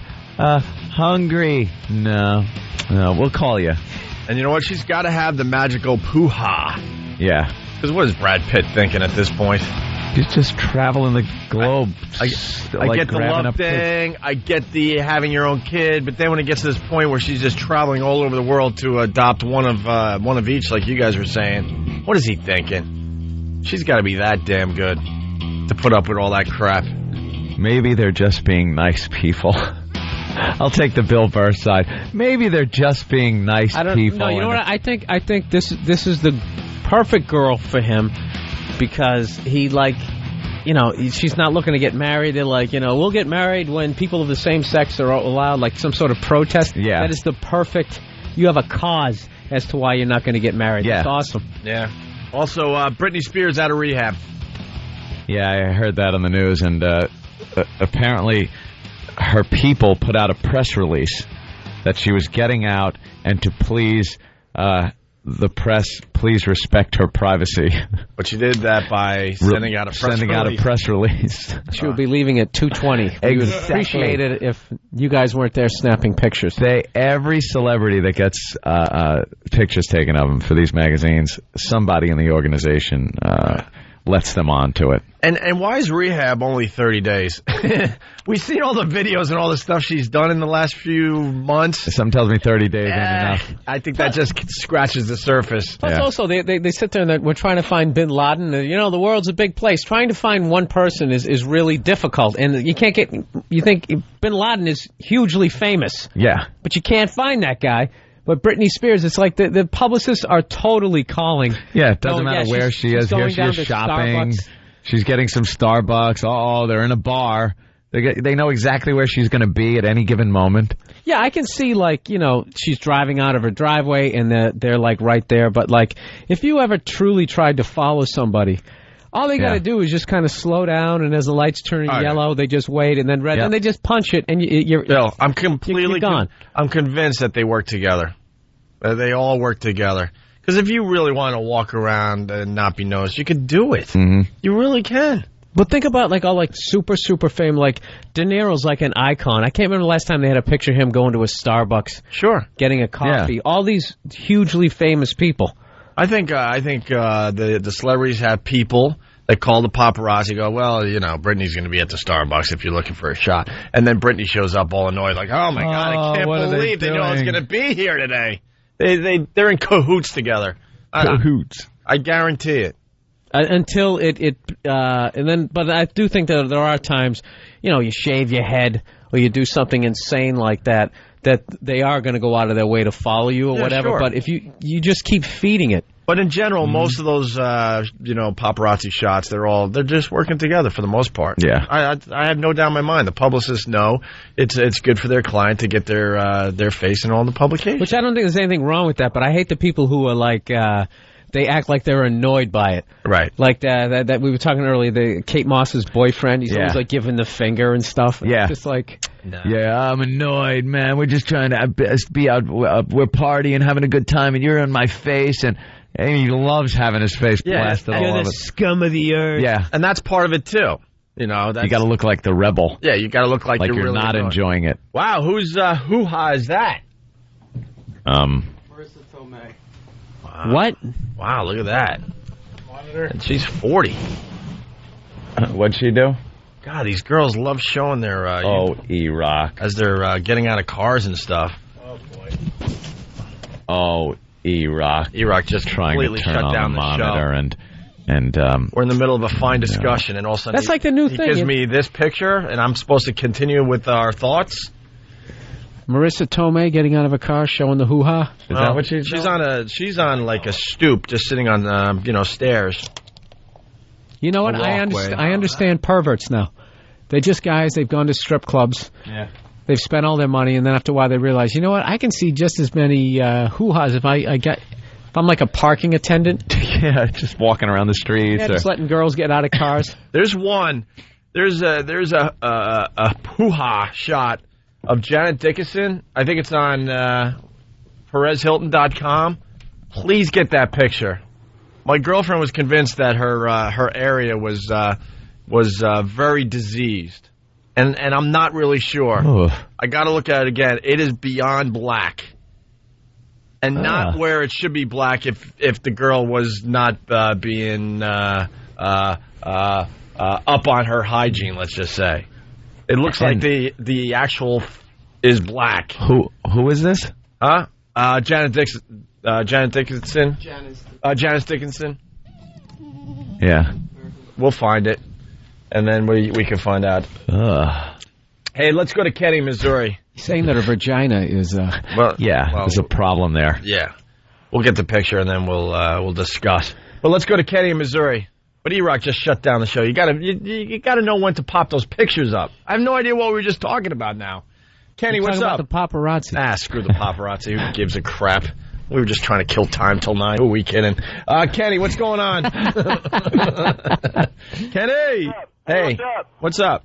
Oh, not much, man. You was talking about them wives. You tell them about to be divorced when they're in their house or at home, and I told mine in a public place, and it went horribly wrong. What happened? Dude, we went to a restaurant. We hadn't been getting along for like 7 months. I said, this is. We took her to a public restaurant. I told her, well, I think we need to get divorced, need to split up. And when women get pissed off, they don't care where they're at. They don't care if they're in church. She exploded. You've been cheating on me. I know you're a worthless piece of... And just, it was... How do you play that off? You just sit there and look like... I didn't know what to do. You thought it would be good to do it in public because you thought she wouldn't, go crazy. Yeah, at home, we hadn't got along for 7 months. I thought, I really don't want to, you always picture them throwing stuff. I thought, hey, out in public, what's the worst you can do? Break down the front? No way. She threw food. She was, I know you're cheating on me, you pig. I'll take everything you own. And oh, yeah, I love you too, hon. Yeah, wow. Go ahead, be a murderer like your father. Yeah. Just throwing stuff. You can understand why. If I had to live with her for 20 years, I could understand how a 66-year-old man, she would grind you into the ground. Eventually, you want the weight off your shoulders. Please kill her. Oh, the constant nagging. Oh, there's no. The nagging. The nagging was ungodly. Did she entice you? We're trying to find the longer clip. There's more to that call, by the way. Hopefully we'll get it in before 9 o'clock. So you suggest you don't do it in public because it doesn't matter. She's going to lose her S anyways, right? Oh, yeah, because women don't care. When they're mad, no matter where they're at. Right. So, yeah, but you know what's funny? Guys never think to yell back in that situation. You should have just been yelling back, "You've been nagging me." Yeah. Something. No, you try to stay respectable in a public place, and you think this is going to be the best way to do it. No. I should have been home so we could have just screamed and hollered and threw stuff, and it would have been at least and less embarrassing. Yeah, you just go downstairs to like the rec room. Got a couple of bean bags. You just got to sit there quiet and let her like yell. So you could just, are you done? Are you done? You're making a scene. You're making a scene. Oh, yeah, that'll work. And you don't want to ever pull that Tony Montana scene in the restaurant. Children here. Yeah. There's children here. You sit down. The constant nagging. You don't do this right. You don't do that right. And we were only married 7 years. If it was 20, I'd want to shoot her too.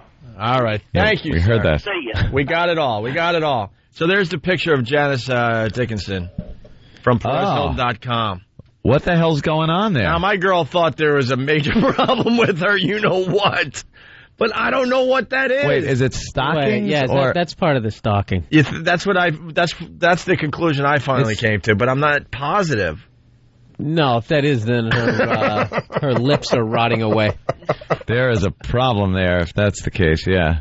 But it's not obvious that it's the stocking, so, I mean, it's got to be, right? Oh, it has to be. I wonder if the paparazzi has like a slang for that photo. That shot? Like when they call up, What kind of... Jerry, you're not going to believe it. I gotta, whatever they call it. Yeah, I gotta... Yeah. They probably do. You ever seen that movie Snatch? Code name. Let's go to Tony in Ohio. Tony. Hey, what's going on? What's up, buddy? Actually, now that I've been sitting here long enough, I got the best of both worlds. A good divorce telling story and possibly getting fired. Okay. About 10 years ago, me and my ex were having a lot of problems, and I decided, you know what, we need a new car, so I went out and bought it without telling her. That really made things bad. And she told me, she was like, you know what, you need to just leave. I'm done with you. I'm done. I was like, all right. So I called up a friend of mine. It's like, hey, can I stay for a few days? And we decided to go out one Friday night. And she ran into me when I was out there before I hooked up with this chick. And she's like, I'm not real sure if I want to leave you, this, that, and the other. And I went on about my night. Then I wound up hooking up with this chick at this bar. And I'd gotten a hotel room where I was at because I knew I was going to be trashing when I drive home. Well, I'm sitting there, I'm dancing with this chick, and I'm talking to her, and we're talking about what we're going to do, after the bar closes, and she comes in and sees me in there talking to this girl, and dancing with her and stuff, and she's all kinds of mad. She takes me outside of this place and starts just yelling at me and screaming all sorts of things, and next thing I know, everybody's out there watching, and that girl comes out, and I told her, I said, you know what, I'm done with you, and I reached in my pocket, and I had my hotel key, and I gave it to that girl and says, be here about 3 o'clock. I'm done with this woman. I'm out of here. Did you get the slow applause break? Yeah.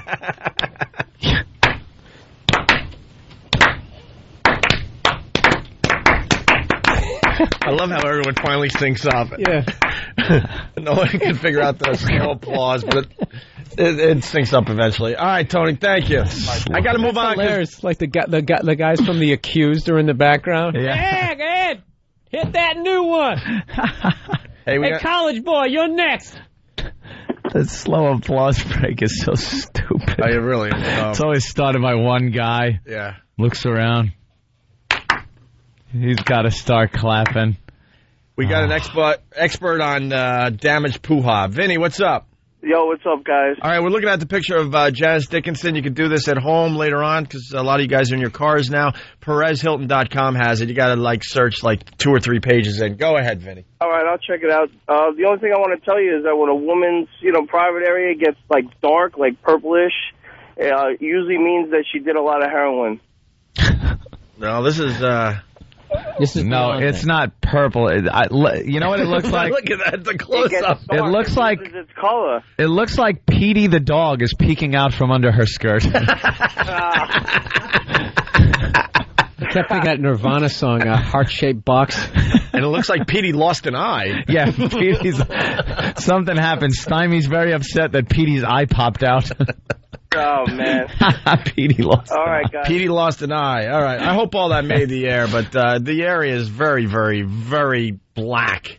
Yeah. So we're hoping it's just like the pantyhose. Because she's wearing fishnets. Or something. Or maybe it's No, you know what it panties looks that are all crumped up and they're crotchless. I don't know. Yeah. Do you ever see like when they do the overhead shot of like one of those Iraqi caravans after they just nuke the whole area? Yeah.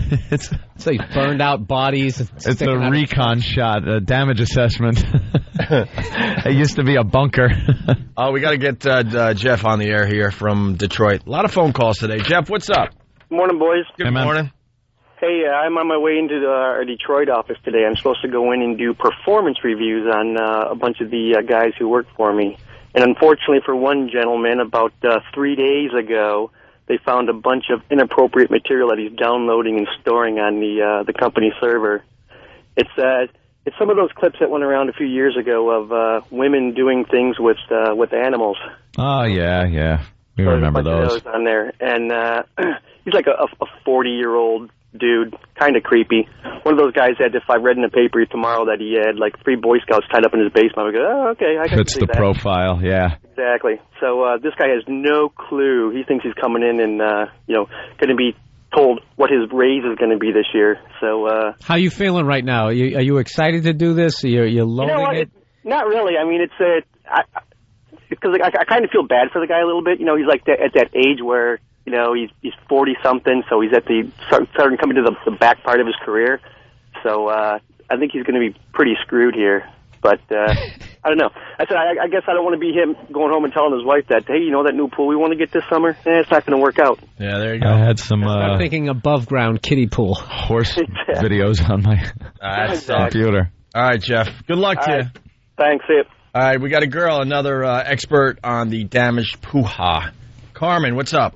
Hi, guys. What's up, Carmen? The reason why her poo-ha is dark, it's because she hasn't had enough sex.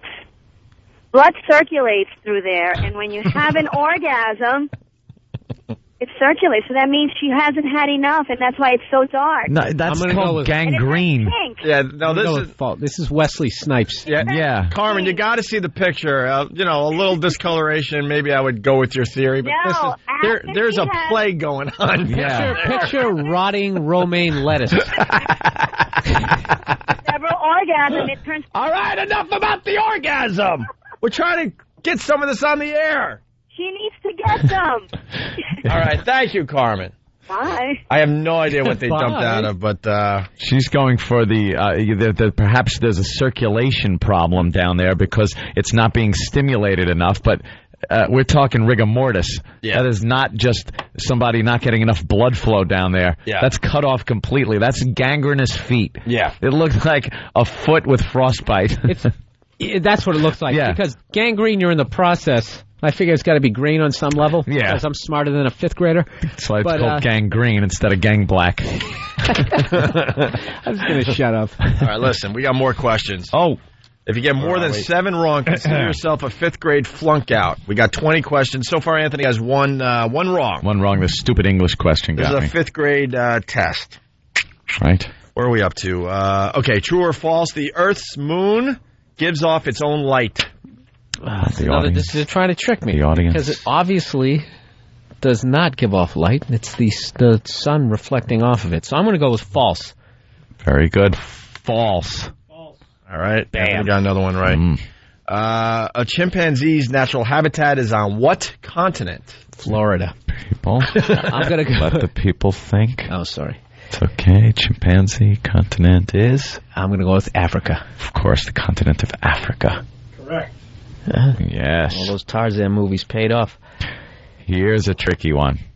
All right. True or false? An icicle-shaped mineral deposit hanging from the roof of a cavern is a stalagmite. Oh, isn't this one of these things? Now, there's a stalagmite Concave or and a convex. stalactite. So which one is on the floor and which one is on the ceiling? I'm going to go with false, just because anybody can say true. An isolated roof of a cavern is a stalagmite. I know I used to have a rule for remembering this. I believe this is true. I got one. I might get this wrong, so I'm going to go with false. False. Oh, damn it. Ant's got two. Yeah, it was a 50-50 shot. You know what, though? This is what Bill Burr brought to the table. Like, this is the stuff they taught us in school. Like, when would you ever use this knowledge? Yeah, Donald Trump doesn't know how many sides are on a heptagon. The guy. Wait, did I say false? You said true. I said true. Okay. Yeah.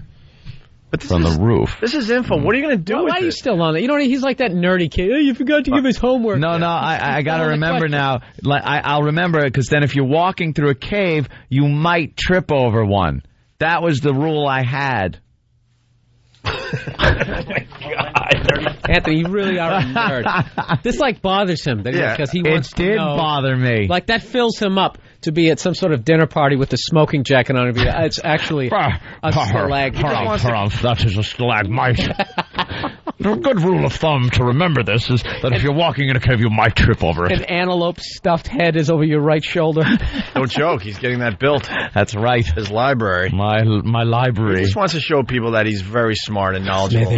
No. It goes back to the fact that he didn't graduate from high school. Totally does. And he's the smartest guy in the room. But there's still something missing because he didn't graduate, so he just wants to show constantly he can't let his go knowledge of the value of that piece of paper. Yeah. All right, let's see. Wrong. How long is one regular term for a U.S. representative? This is tough. Let's see. A senator is 6 years. I think this is 2. A rep is in there for 2 years. Correct. Look at me coming on strong. All right. True or false? A turtle is an amphibian. An amphibian has to be able to breathe on land and in water. I'm going to go with false. A turtle is a reptile. That's right. That's right. It is a reptile. Mm-hmm. Correct. And it's doing very well. Hold on. Let's say hi to Greg. Greg, you're on the Opie and Anthony show. Greg. What's up, boys? Hey. Anthony, the rule that I always learned as a kid is stalactite has a C for ceiling. Yes, that is what Dan just wrote to me. He said stalagmite is G, ground, stalactite, C, ceiling. There you go, boys. Punch it out. Yuck. Now, how many of you guys have ever even been in a cave? So why would we? And do you really need to know that? Like, you just need to not bump your head or trip over it. Hey, look, it's one of those things sticking out. And as a fifth grader, you stress over this knowledge. Like, you're just convinced someday you're going to need this for what? To save the world or save your family All from they're doing, some horrific thing. You know, you were saying we were just filling time to get to 9 o'clock. They're just filling time to get you through high school so they can have you brainwashed to just go work in a cubicle.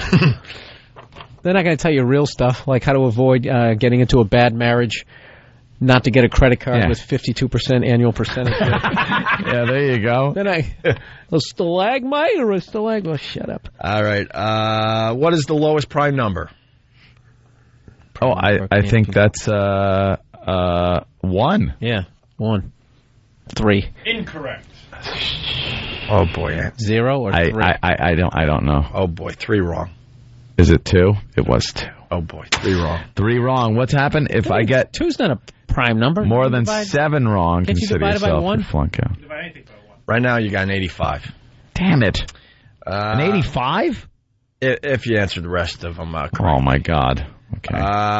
In the northern hemisphere, in what month is the autumnal equinox? February. No. September. Yeah, September. October. Correct? It is September. Very good. 3 to go, Ant. If you have a gross of pencils, how many pencils do you have? 144. I'm going to go with Price is Right, 145. 144. Jesus, Ant. It's a dozen. What is wrong with you? Because I used to buy a gross of bottle rockets, and it was 12 No, you didn't. You looked packs these up of during 12. The break. During the break, he went on the internet and looked them up. I did he started not. sweating. You hear how high up his voice just went? I did not. I totally didn't do that. I swear. I'm actually this smart. No, it was because of bottle rockets. It was 12-12. All right. So 12 times 12. 2 to go. True or false? In geometry, parallel lines never meet. Well, if you're drawing them and you're trying to like show the horizon, they come together. If you're drawing That's a not picture, parallel. Well, I mean, when you drive down the road. Perspective.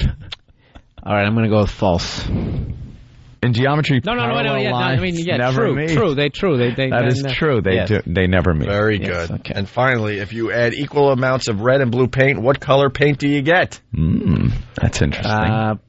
Purple? Yes, purple. I'm going to go with Janice Dickinson's hoo-ha. It could be like lavender. No, I will say purple. Correct. Yeah, see, I remember that was the fun stuff. Take this stuff and mix it up. Paint is fun. Yeah, mix it up. Make different colors. Oh, yeah, it was a good time. Oh, how many did I get wrong? 3? You got an 85. How about me? What 85? 3 out of 20? I like how I'm so bad, like nobody even bothered to even keep score. I know. Bill did good. I think you had like 5, maybe 6. Wrong? Yeah. If you had 3, wrong. I think you had a couple more than him. Although I answered the first 3 out of 5 wrong. Well, so look I'm real just gonna- fast.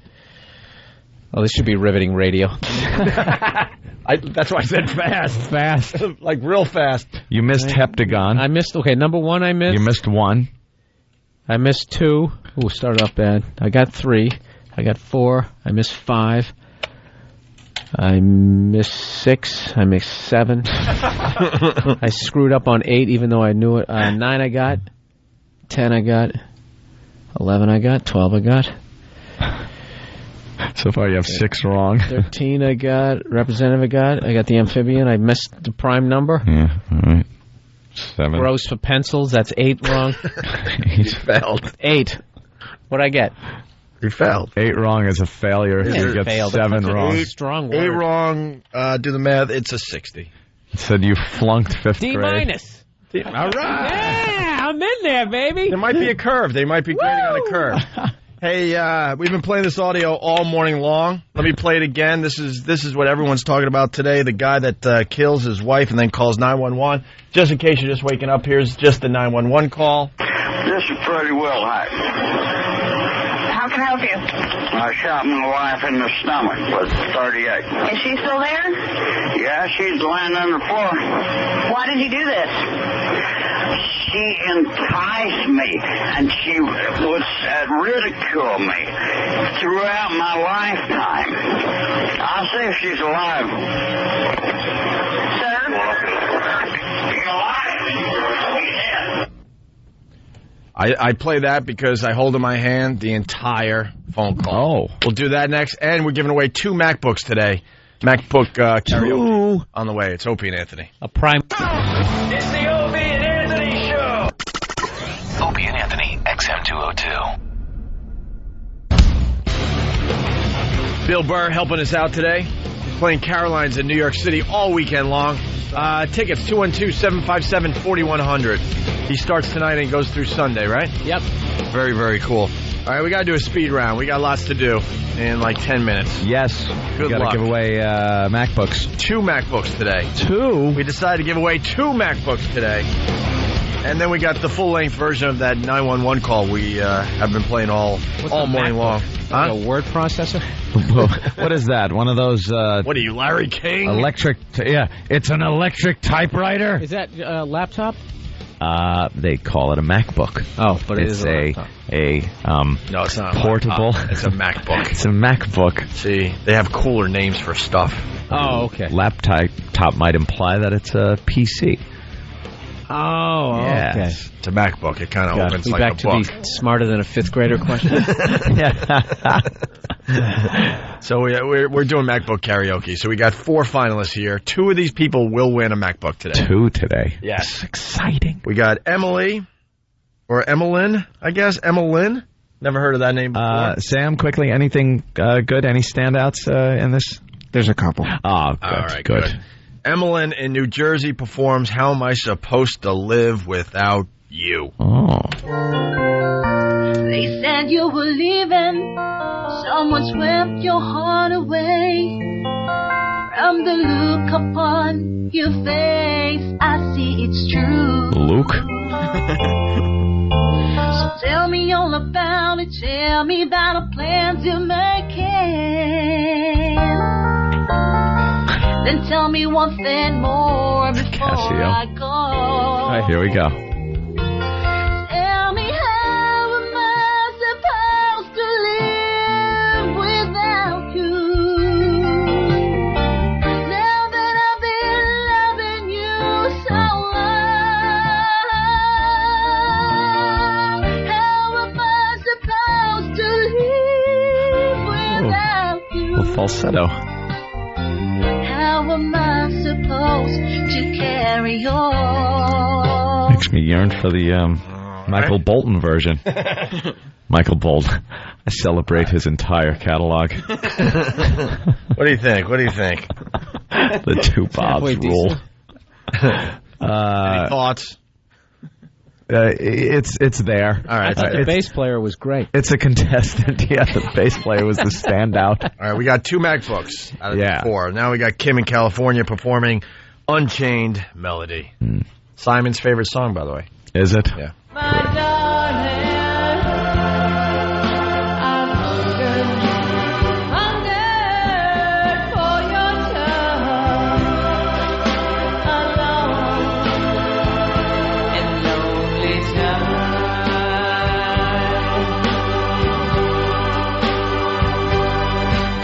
And time goes by so slowly. Patrick Yes, it Swayze does. happy It does he's go by dead. slowly.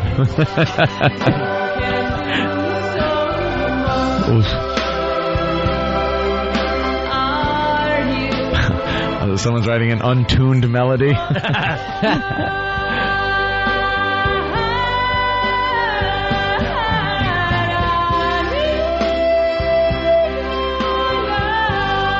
She squeaked it up to it. Whatever. She made it. Actually, again, not awful. I mean, it's This could be a whatever day with the contestants. wow. We got 2 MacBooks to give away. That's one of those ones like a friend of yours goes to get up to sing and they just suck and you can't heckle them, so you just sort of stare at the floor. Stare at the floor and waiting for it to end. Hope it's over soon. Or you get the attention of a waitress just for the distraction, like you got to... rum and coke. More drinks, please. Deb from Virginia performs A Whole New World. I can open your eyes. Oh, we have a winner. Take you wonder by wonder, over sideways and under on a magic carpet. She just blew by the band. Yeah.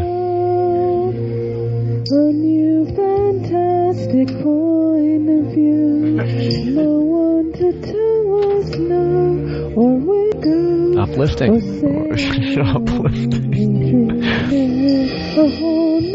It's like she did it in the closet, like secret, like her parents were home. Abusive husband. If I catch you singing one more time. She's singing. She's downstairs. But she can't help herself. She entasked me with her singing. Oh, God. What do we do with her? Wow. We could go... Why don't we give her a book of... That's what you do with her. What we do with her. Well, you answered that question. Why don't you give her a book if she promises never to sing again? It stands out, though. Do we give her one? I don't know. You know, it's definitely... She has her own sound. It is a unique singing style. Yes. Congratulations to Deb from Virginia. The one you just heard, she just won the unbelievable new MacBook. Create your own music, movies, websites, whatever, and bring it wherever you go. Head to the Apple Store or apple.com to check it out. We are doing a grave disservice. Why? She stands out. The other 2 are like whatevers. The other 2 weren't bad enough. They were but they weren't good enough either. Yeah, no, they weren't just good enough. Uniquely bad. It was like that almost is true. Like they put the mics inside her skull. You heard what her organs were hearing. Like, why are we doing this? Yeah, she just... You know, you're right. The other 2 weren't stand out good enough to beat how good at being bad the winner was. Right. Yeah, and plus, Or to be singing like an inspirational song it makes you want to kill yourself.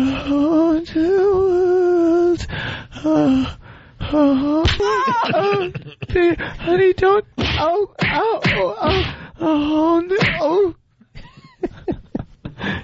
breast meat. That'll work. Did she record this before she slit her wrists? Coke Logic. Yeah. No. She did it in the emo style. Yeah. I believe. That was the emo style. All right, we got one more MacBook to give away. This is Bill in PA. I can't measure my love. There's nothing to compare it to. All right, I'm taking I it. want you to know. Oh, Benny Mardones. I'd pick you up and take you into the night and show you a love. If I could fly, I'd pick you up and take you into the night. Sounds like that guy. I made $1 million in my one-bedroom apartment. You've never seen. Oh, God damn. Wow. You know what? I think we give it to two bad ones today. Wow. Yeah, that was... What do you think?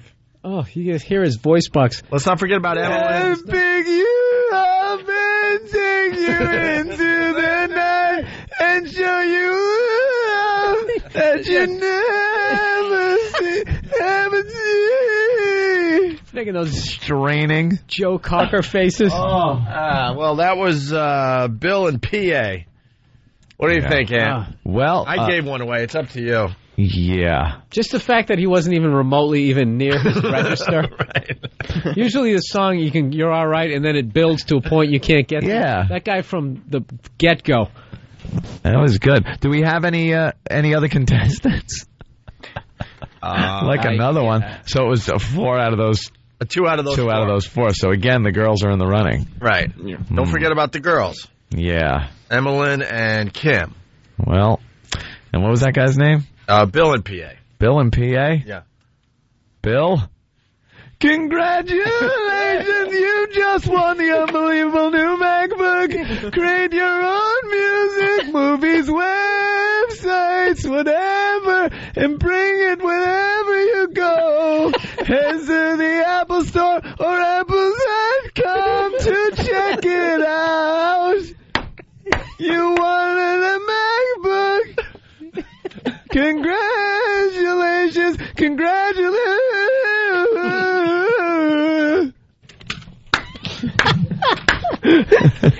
It'll pick you up. Oh, God. Wow. That stunk on ice.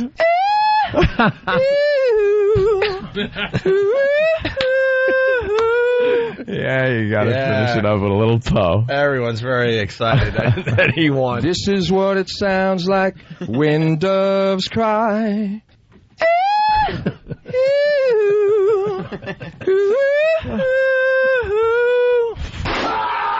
That's Poe? Yeah. That's Poe. That's Poe. Wow.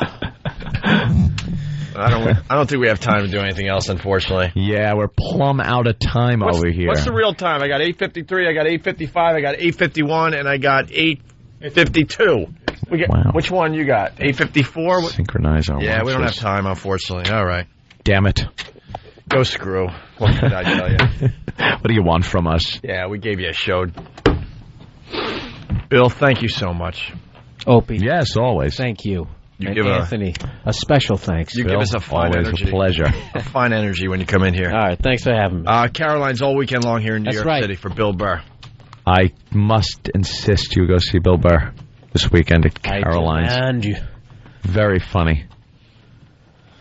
And there we go. That's the end of us complimenting each other. That was awkward. Mutual admiration crap. Let's say hi to Jeff in Astoria. We got to fill for like 30 seconds. Jeff, what's up? Hey, I want to play what I learned today. Okay. I learned that Anthony is less of a queer as I am because I had to go to school to learn what he did from buying fireworks. Oh, true. Yeah, the gross. I learned how much a gross That's pretty smart. is from buying illegal fireworks. Hey, this. All right. Oh, thanks. Sorry. This guy's been holding for 2.5 hours. We only do a 3-hour show on this side. He's been holding the whole time. Frank in Cape Cod, what do you got for the program? Hey there, Frank. Hey, how's it going? I've been on hold for like 2 hours. Yeah. Actually, it's 2 hours and 30 minutes. You guys are great. You know what? I said I can't hang up because I got no fucking rate. Oh, sorry. Oh, boy. You listened for that long didn't realize. Has the phone been to your ear for the last 2 hours and 30 minutes? Yeah, I've been on hold. I got no radio. I said, this is cool. I'm laying here staring at the ceiling, listening to you guys. You guys are great. It must hurt your ear. Was that a cell phone, too? Cooking your brain for 2.5 hours? Oh, my God. Were you just laying on the cell phone after a while? No, I'm just chilling. I eat breakfast and everything, cook breakfast, bring the phone with me all over the house. Check this out. Do you listen to the show, though, when you're out? I run to the car, run back in the house. Is that? I mean, but you don't have. You can't listen to us in your house. No, you don't have a radio, right? I don't have a radio. All right. Well, listen, Frank, he was on hold for 2.5 hours. I mean, he's got obviously something that's so important to the Opie and Anthony show that he would wait that long I want to on make a sure phone. he was a fan. Yeah, he's definitely a fan. Oh, okay. I got fired for drinking too many 40s. I was working the ice cream truck. Before I went to work, I drank a couple 40s. I was about 14 years old. And the guy I was drinking with was about 76 years old, and he put salt in it. Hey, Bill, thanks for helping us out today. We were talking about getting fired at some point on the show today. Yeah, I got fired. Okay, what happened? He's 14, he's driving an ice cream truck, he's drinking 40s. I told him, listen, I got to take a leak. I'll be right back, Dom. So I'm taking a leak. If you're not joining us over at XM, have a great day. Yeah. Continue, Thank Frank. you. Go ahead. So, what's the rest of the story? All right. Then what happened? I went back and go to work. Then what happened? Then what happened? See you tomorrow. It's the Opie and Anthony Show.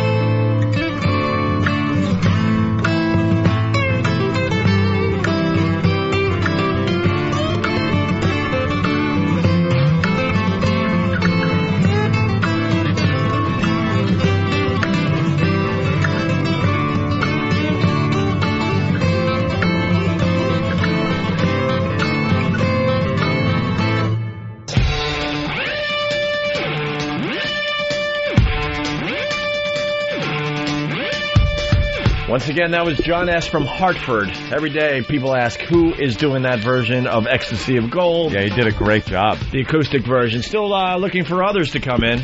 Yeah. Is that the name of that song? Ecstasy of Gold, yeah, from The Good, the Bad, the Ugly. Yeah. The graveyard scene. Yeah, none good enough to throw on the show before we start XM. Bob Kelly has joined us. Bill Burr is here. We got Big Kev. We got a lot of people did the walkover today, too. Hanging. They're coming upstairs as we speak, so. Josh Sneed swung by. Who's he? Right there. You're trying to put him over. I don't know the guy. Put him over. I had to bring him up. You know why? Because he's just fucking sitting out there by himself and I feel like an asshole. I love this, though. Jim Norton started it. Norton started putting guys over. Like, we didn't know who Rich Voss was, and all of a sudden he'd just be hanging out. Jim's like, and Rich Voss is here. Like, Rich who? He goes, who's Is that how Rich got on? Yes, and half you guys. I don't know, each individual story, but... I met you during your dark period after the church incident. Yeah, the dark days at the cellar. Yeah, and Opie just sitting there talking about all the reading he was doing. Bill and I, yeah, we hit it off. But for the most part, Jimmy brought a lot of the guys to the table, and he would try to put these guys over. So you're trying to put him over. Like, what is he about? I'm just. I know he's a comedian because you told me that. Yeah.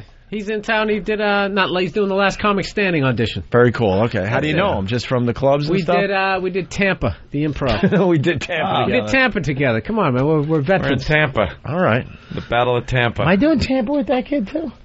I think I know. Do you know him, Bob? No, I never met him in my life. That kid. I don't know. He looks all right. I like the shirt.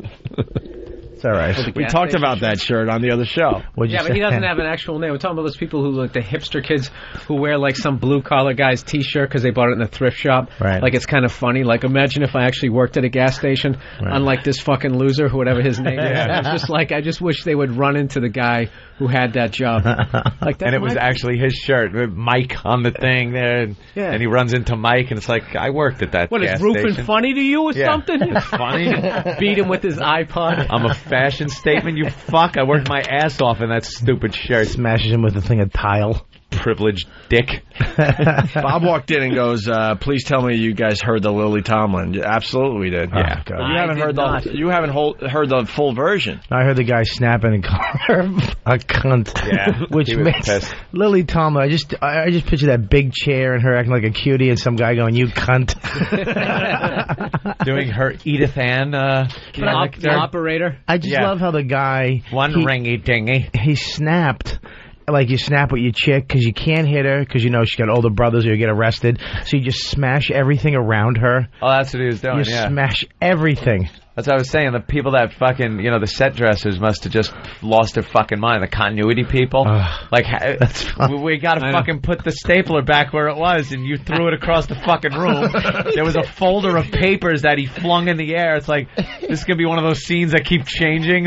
Yeah, this scene's going to look like there's a ghost in the room. Yeah, poltergeist is throwing shit around the room. The picture goes twisted all of a sudden. Lily has a smile in one scene and then a frown in the next. Pissed off at the other. She looks like someone just called her a cunt in another scene. I have to watch the scene, dude. I want to go get the movie just to watch that one scene. It was on TV. It was on TV last night. I almost went to it just based on. I want to see how if it's affecting her. Yeah, if it's affecting her performance. I want to see what I was flipping through was. my guide and I'm like, oh my god, that's the movie we're talking about today. I just realized you're talking about smashing everything around a girl. I bet knickknacks have saved more guys from a domestic violence suit. Just popping her in the face. Oh, yeah. I got some bric-a-brac to throw around. I punched a whole tub of I can't believe it's not butter, and it just went everywhere. That shit'll fucking splatter. Because you used to back in the day, your first couple of girlfriends, you'd punch a wall, and you're like, and then as soon as you're done, you could. She just goes, ah. How quick do you learn not to do that? Look at these little flat knuckles. Every guy has punched a wall where years later, like a knuckle will still hurt. Oh, yeah. You go, that was when I punched the wall because of that bitch. And you never do it with, like, the Bruce Lee knuckles, the index and the middle finger. No. It's always like the pinky. Ring finger knuckle. So your wrist gets all snapped. Look at my baby pinky. One's fat and one's thick. Bitch. It looks like Bob has a little experience. Wham! You hit the wall. And as soon as you hit it, she goes, aha. great. You're like, oh. You know what? I think legally right there you ought to be entitled just one shot. A jab. Just something. A jab. You should be able to, listen, you should be able to do UFC stuff, like give her an arm bar and make her tap out. Just make her say something, like, you're the best, you're the best, you're the best, you're the best, you're the best. And then she taps your You heard thigh. it, people. She said, you're the best. Let's talk to the winner. Joe Rogan? Yeah. Let's go to George in Jersey. George. Hey, guys, how are you? I What- need a favor this morning. Yeah, it seems like a weird favor, so go ahead. All right, my 17-year-old son worships you guys. He's down in a cooking competition in South Jersey. Wait. He doesn't realize that if he doesn't win this cooking competition, he doesn't get scholarship money, and I spent all his college money on a startup business. Hold on. I know he's listening to you. Wait, I need you to put the pressure on him. Wait, your son works for us? He worships you. Oh, worships. I thought that makes more sense. Oh, okay. And what is he cooking today? Pumpkin bread. He's baking bread.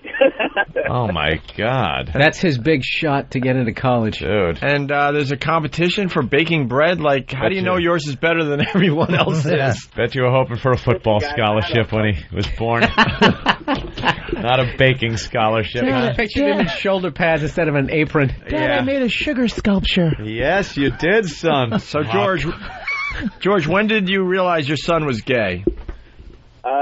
Probably. Answer the question. Yeah. God bless you, George. He just went right when into he was it. frosting the Pop-Tarts. I made Pop-Tarts better. All right, well, good luck with the bread baking. Sure, What's you his don't name? want the G.I. Joe. You want that easy bake oven, huh? Yeah. Just G.I. Joe, though, is so much fun. Huh? Just give a little shout out to Max in South Jersey and tell him to do a good job. All right, All right, we Max. just did that, so there you Do go. a good job. Thank you, George. Thanks, man. All right. Thanks. That's great. Max is crying somewhere. And, my dad he just did a good job. Okay. He has a unique style. He spits the icing out on the cake. God damn. That's such a weird job. Like if like what like word you go by. If you're a chef, you know, you still sound like you wear clogs. But if you're a cook, you're like a failure, and you're making like pancakes in you're a short Waffle order House. cook. Yeah, you're in the Waffle House making some Did you say wear slinging clogs? hash. Yeah, like Mario Batali. Oh, I was like, why do you wear clogs? And Mario the Batali with like the chef pants that they wear, those colorful. They used to be called Joey Buttafuoco pants, but now for some reason chefs wear them. Yeah. Those baggy, colorful They have little, pants. it looks like wallpaper from the 70s. Yeah, They made you it know into what pants. that is? That's the convicted felon line cook. Yes. Hey, yes, chef. Johnny L. from New York. What's up, Johnny L.? Hey, buddies. Hey, So check this out. A couple weeks ago, my best friend shows up at my house. There's a knock on the door. He comes in. He just got in a fight with his old lady, and his right hand is, like, all swollen and messed up. And I'm like, dude, you got to go to the hospital. And he says, no. He ends up leaving. To make a long story short, he comes back 2 days later, and his hand looks like a black catcher's mitt. Man, this guy is fucked. And he says, you know what? Maybe we should go to the hospital. So I take him over there. Gets x-rayed. His hand's busted in 17 different places from hitting a brick wall. He's got to have surgery. Wow. 17 places. You smack a brick wall. That's going to happen. Shit. His hand looked like Brick that wall, chick's man. vagina. All right, Johnny L. You know what? And the fact is that you like now I'm very careful what I break, but even then you screw up. I slammed the cabinet just on the other side. I just went, it's fuck you, and slammed just the little baby cabinet. The other side, the wine rack with 5 bottles of wine, and every wine glass she has just went. I like how every fight he has is somehow around the kitchen or there's food. Yeah. It's like, I can't believe it's. I have a one Dude, bedroom. I uppercutted I have a 1 bedroom. I don't have Sunday. a house. Yeah, the living room's in the kitchen sorry, as well. dude. Yeah, I have a see-through kitchen into the living room with just to make it appear bigger. I figured there'd be like a coffee table at some point. Yeah. In the I have a story, coffee- something. Just An the kitchen. end table. I have a coffee store in my house. I have 1 room.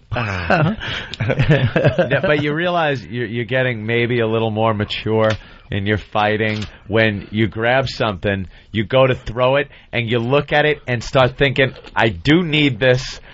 This does have a value.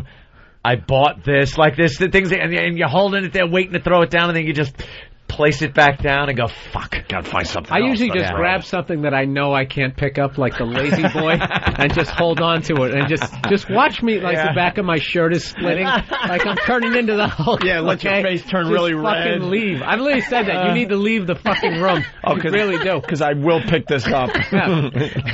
Somehow, even though I'm right, I'm going to be in the wrong. Yeah. Because you really do deserve this chair over your fucking head right now. All right, hey, sweetheart. I actually said, try this. This actually works. My therapist gave it to me, and I thought it was gay, but it works. Ass sex? No, well, no. I actually went to therapy. I went to therapy because of ass sex. Oh. Listen, I said, you know what?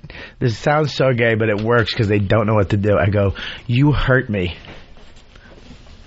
You think that's going to work? It works because they don't know what to do. You go, you know what? You hurt me. And they go, I didn't want to hurt you. And then it's over. Well, How about you hurt me? Yeah, but now it's Good. emotional. That's ugh. Or you hurt me. Well, I didn't hurt you. It's your own fault. If you didn't do what you did, you wouldn't have been hurt. Who the hell were you married to? Yeah, tell me about it. Jesus. Don't even get me started again. Good, Anthony. Sorry. You just mentioned the word. I'm It's sorry. another half hour. You're right. I'm of sorry. uncomfortableness for everybody. I forget every time. No, I'm dude, sorry. this is like, it was brutal. I know. Do you know if you break up with a girl and I thought if you didn't have He'll learn something today. If you didn't Bill's have a gonna kid, teach you what he learned. This is what I didn't know. I thought if you were married, okay, and you get a divorce and you didn't have a kid, I mean, it cost you a little bit of money, but it was just essentially one level beyond breaking up with somebody. I thought because there's no kids. I've always heard that in bars. Oh, dude, you're fine, you're not attached. He's still paying this girl. Yeah. Right now?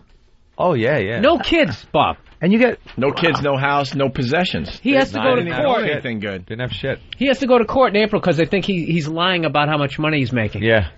They won the lotto. She doesn't have a job. Her lawyer. She now wants more. Yeah, more. You know, we're going to see an A&E, with what's detectives. His name? Who was that guy? Anthony was on the Bill radio. Curtis. Bill very successful. When we come back from the break, we'll tell you how it was done. Yes. I'm Bill Curtis. Exactly. Oh. That creepy voice of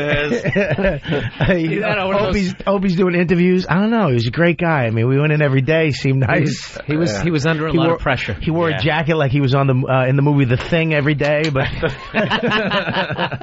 yeah, it's not that cold in here today. Yeah, it's not bad. I take it All off right. today.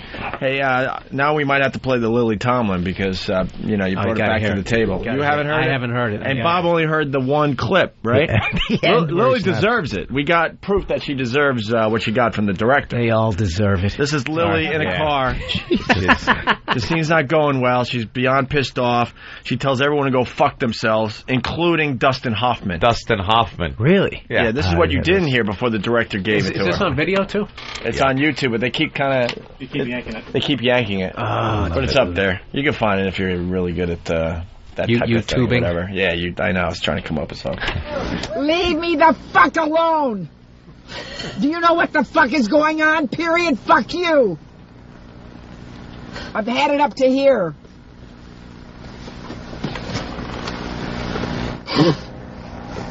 Who's reacting to what, for God's sakes?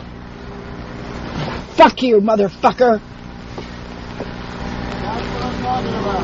Fuck you, fuck you, fuck you! Get the fucking thing together, fuck you! Oh yeah, bullshit. She's making some good points. That's why we spent 5 or 6 fucking hours doing something else? No! God damn it! You fucked it up, god damn you! Now get straight on and help. If you can't help them, help me! That's right. Fuck you too. No, I'm not. I'm sorry. Don't get out. I'll break the fucking set apart. I don't even give a fuck. That doesn't matter because you're there. Oh, shut up. You shut the fuck up too. I will, but you're still there. Shoot the fucking thing right now. Yeah, shoot. Yeah, you'll get a shoot. I'll be angry as she's angry. That'll be good. Poor Dustin Hoffman's got to deal with that shit. Can you imagine? Just shoot the thing. Fuck me, fine. It's just like he was in some of the greatest movies ever. Oh, the guy, a legend. Now he's got to deal with this shit. I figured Dustin would be like, no, fuck you, bitch. I'm Dustin Hoffman. Right. Well, he's a broken man. Fuck me. Fuck me. Fuck me. He just seemed like, beaten by her. Yeah. Like, she's fucking loud. He's just, I just want to get this done and get this fucking paycheck and leave. And the best is they're trying to film a comedy. Just shoot. How do you get anything funny? Yeah, but if you ever saw that movie like so doesn't make sense in like so many different ways. Like I didn't even fucking get what was going on. I heard the name and said, this is one of those movies I will never ever see, just based on the name alone. There are movies where just I wish I the had name, that thought. No, I never fucking will see that. I was curious last night. I almost did it just because of these clips, but because I want to see her face, like, just changing. Like an Ed Wood fucking movie. Just completely different. The sets change. Let's shoot this fucker. Fuck Boris Karloff. Eddie. Well, now we got the director giving it to Lily. Yeah, she's a now it's obvious she deserves it, right? Yeah, she's a cunt. Well, that's what he likes to call her. Fuck you! I'm just trying to fucking help you. Do you understand me? No, I'm being a fucking collaborator. I was trying to help you figure out the fucking picture. Hey, bitch, I'm not here to be fucking yelled at. I worked on this fucking thing for 3 fucking years. Now have some fucking cunt yell at me in front of the fucking crew when I'm trying to fucking help you, bitch. Figure it out yourself. Well, I have to figure it out. Yeah, fuck yourself. Good. Why don't you fuck your whole movie? For you. Why don't you fuck your whole movie? Because that's what you're doing. We better get some insurance and get some director.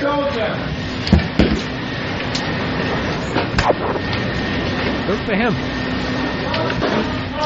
Oh, by the way, this is a visual, so he's just losing his mind, and then he walks around the set, and what? He comes in another door. That's what you hear. That's why you hear him in the background, because he's continuing, but he's now walking around the set. He comes in the door like a Carol Burnett show. Yeah, like it's a skit. It's part of the set. Like he's Kramer. Yeah, exactly. He comes in like part of the set. That's exactly. Gets an applause break. Yeah. He comes in like Kramer, dude. I swear to God. So you're just seeing it framed out, the camera. So he leaves and walks past the camera. So he's out of the shot. He left forward, but then he just appears out of nowhere through this door, coming back in screaming. He comes out of a prop door, and someone should really just put an applause break right there. Oh, an applause break would be great there. Let me go find something here. Oh, no. I don't really have. Yeah, because you hear him screaming as he's walking around. He gets a little louder. The door flies open, and he's full volume again. But I like he stuck up for himself. Didn't work 3 goddamn years in this. Yeah, He yelled so at this shit, fuck like you, some bitch. Cunt. In front of everybody? Maybe it was supposed to be a really good movie. She just fucked it up. Fucked up his dream. Well, this scene was better than anything in the movie. They should have just stuck this in. He tells her to go do a one-woman show. A one-man show. Did you hear? Go do a fucking one-man show. That's what she does. She does one-woman shows. Rascal from Wisconsin. Rascal. Hey, how's it going? What's up? Hey, yeah, I was just wanting to point out that she sounds a lot like that drunk guy yelling at his cat to get the fuck out of the closet. I love that video. Do we have the cat audio? No. Have you guys heard the cat audio? Yeah. Get down! No. What is your fucking... What are you looking at? I will end you! What? I will play it for you. The guy is just videotaping his cat screaming at him. The cat just screaming at his fucking cat. It's one of the greatest YouTube videos ever. Cat's just on a TV or something minding its own business or on Cat's top of horrified. a cabinet. And he's just yelling. And he's just what are you screaming. doing? Stop. Get down! Right. The cat's literally like just... And then it runs into a closet and goes, get the fuck out of my closet! The guy is screaming at this poor All right, hold cat. on. Too many things going on. So here's the director. He leaves the set, and now you're going to hear him come back onto the scene to yell some more.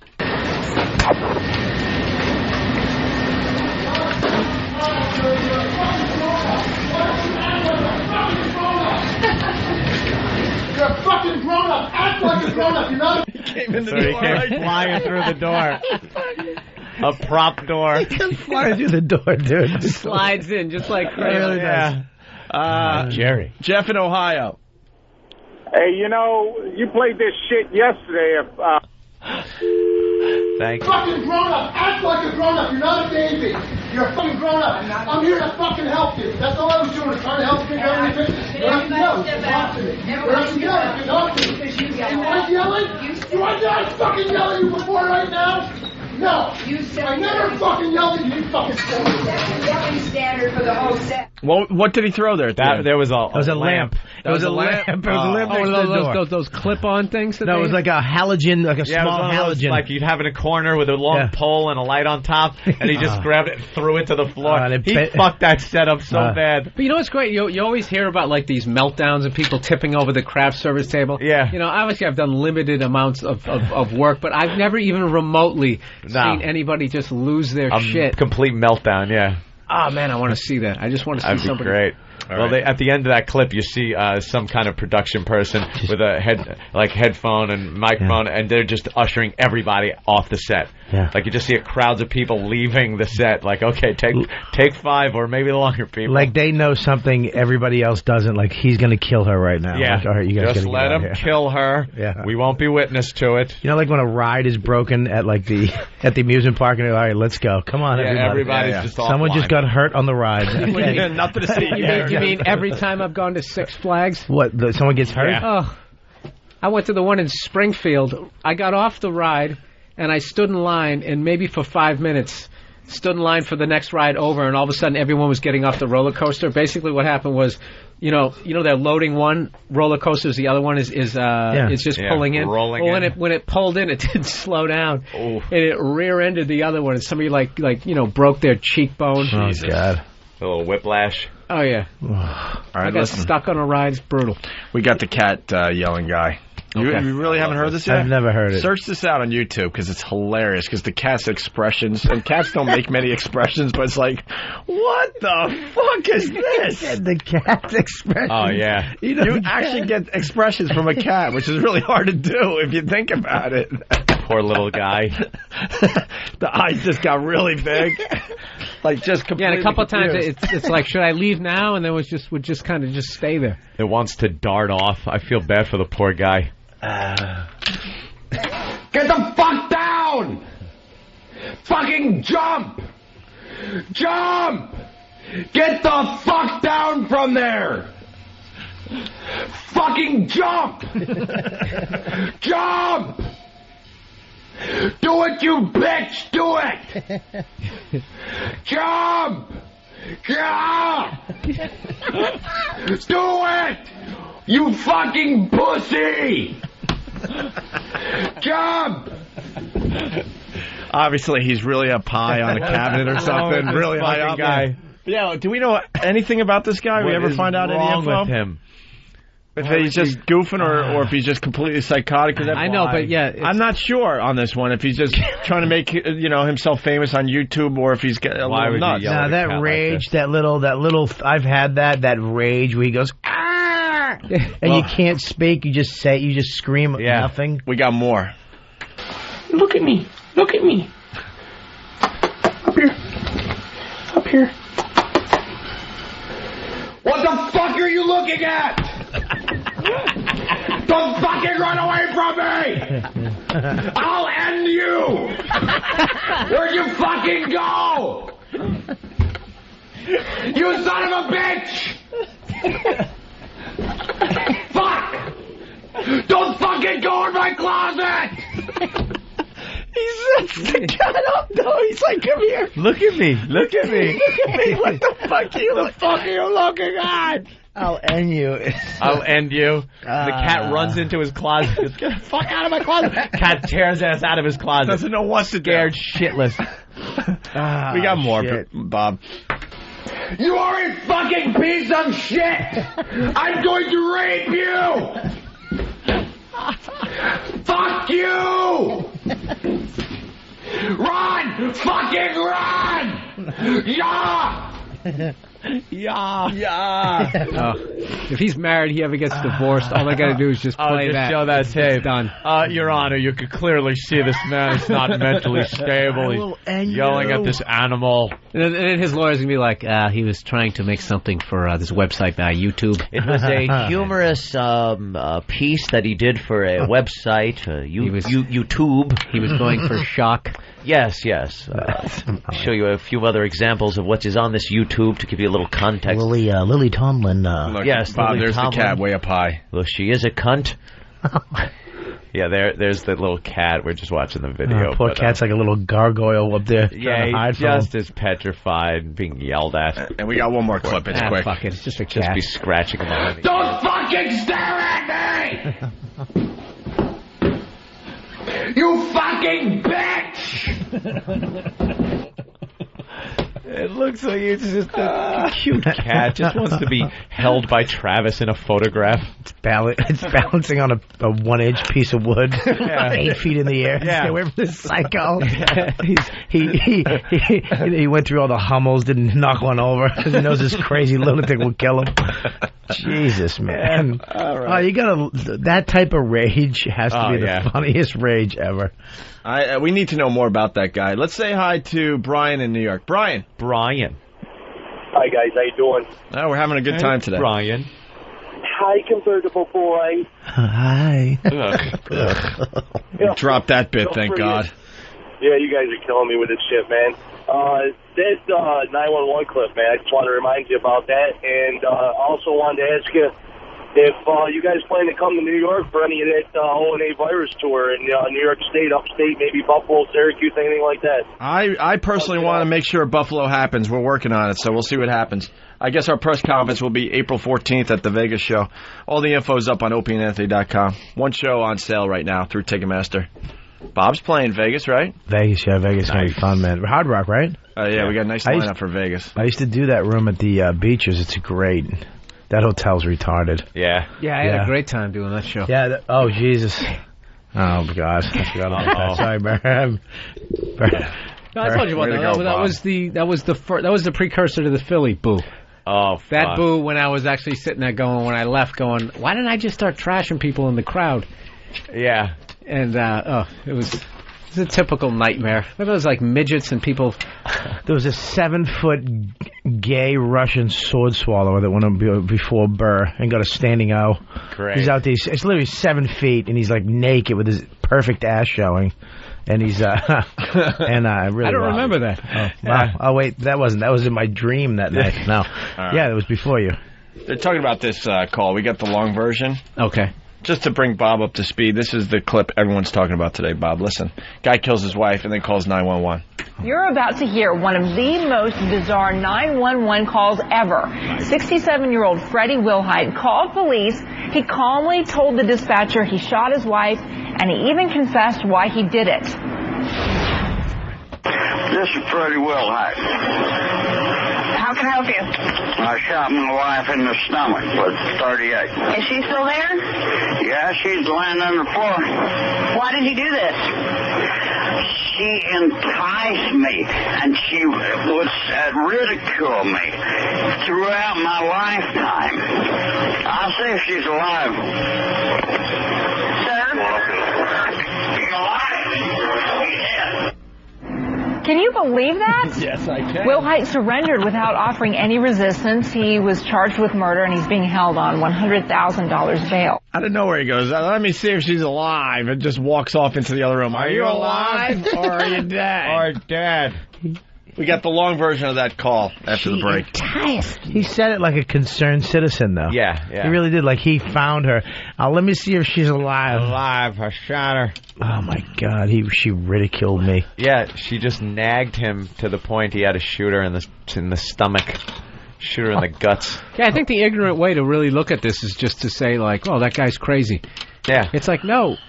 This is what nagging can drive somebody to do. That's the other side nagging. of it. Yeah. He just got a case fatal. Terminal. We should actually we should come up with a disease called fatal nagging. Then we should try to get it passed. Or maybe a movie with, like, Glenn Close. Yeah. Fatal nagging. We could get one with Vanessa Holler. Just stabbing her with that butcher knife. All right. We could get one with a black We'll take a break. Bob Kelly's doing a show on 202 Saturday night. I was going to say something. Yeah, with the black wall. I figured it out. You get a black girl do it. Yeah. There you go. All right, we'll continue. The long version of that call after the break. Presenting Opie and Anthony in-studio visitor guidelines. Number 37. Don't fuck the underage drunk guest. Oh, mister, you're so tall. Shh, not on the air. Stay tuned for more pearls of wisdom from your pals at the Opie and Anthony Show.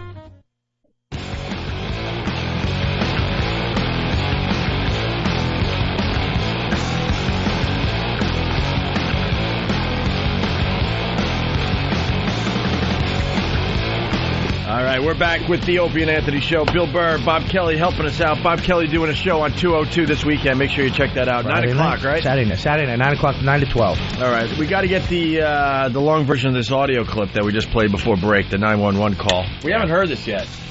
We're going into this cold.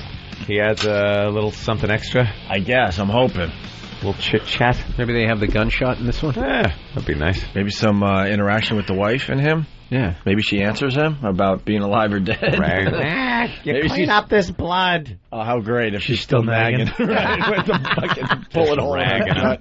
Yeah. Don't use that dishcloth. That's my favorite. What are you doing? North Richland Hills 911. That's it. Hello? This is Freddie Wilhite. How can I help you? I shot my wife in the stomach with 38. What address are you at? 8432. Is she still there? Yeah, she's laying on the floor. And what is your name? Freddie Wilhite. Open your Where's the fucking gun ears. at? What? Where's the... How great is it? You hear the... Yeah. She's getting all the info. What did he say when it first started? Something like, well, that's that, or something. Well, that's that, yeah. He's like, oh, well, that's that. Yep, this is what I've been thinking of doing for 2 decades. Well, that's that. That's that. 2 decades. Easier than I thought it would be. gun at? Listen. What? Where's the gun? It's in the closet. What is her name? Donna. Is there anybody else there with you? No. Okay. Why type? Why did you do this? You're recording. She enticed me, and she would ridicule me throughout my lifetime.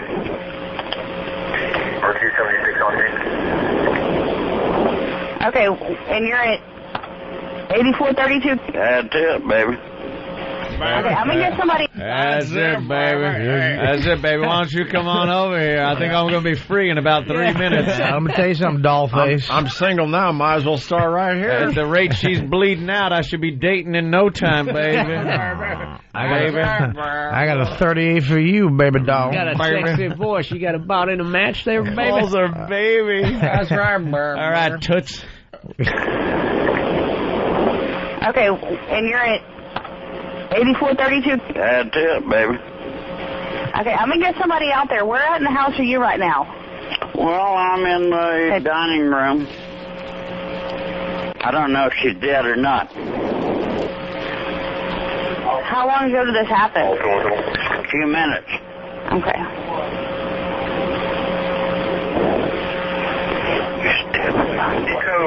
I'll see if she's alive. Sir? You alive? Yeah. Do what? Call 50, you can show me. He said he shot his wife in the stomach. You there? I'm here. Sir, I'm here. I think she's dead. Okay. Is there anybody else in the house with you? No. Yeah, total of 4 units up there and reduce the rest Okay. other than that. I'm peaceable. It's okay. Okay, sir, it's okay. I understand. I've got help coming up there. I just want to stay on the line with you until they get there. Well, okay. And then I'll go down. I'm sorry? I'll go down. Okay. Okay, you all right? Wow. And then he's like, you all right? I love how they just decide, all right, yeah, send 4 units up there. What, do they have a chart? Man. I'll be peaceable. I'll go down. I might as well go. I'll go down. Give me a Diablo burger and a Dr. Pepper to go. Pepper. Make it snappy. I'm in a goddamn hurry. Thank you, pretty lady. Yeah. Thank you, nice lady. You shall. She shot your wife in the belly. How unbelievable is that? Wow. She really did nag him to that. I like how he goes, he doesn't check vital signs. You're alive, No. you're dead. I think she's dead. I bet Maybe he kicked she's her. unconscious. I bet he kicked her. I swear, I bet he kicked her right in the side. Choked her. Just kicked her and she didn't move. She's dead. I aim to kill you with it. All right, let's go to Canada. Don't go too far now. We only Can't shoot a cop. That's an attention getter. Yeah. Let me have a Diablo sandwich, a Dr. Pepper. Make it fast. I'm in a goddamn hurry. I just shot my wife in the belly. I shot my wife. What we're dealing with here is a complete lack of respect for the law. I'm a peaceable man. Harley Fine from New York City. Kind of sounds like the guy. I earned that curve. I shot my wife. I earned that conviction. This is the way she wanted it. Right. Well, she gets it. And then someone else, Tom from Maryland. How great would it be if you heard blam? Yep, she's dead. Just one more shot. One more to the face.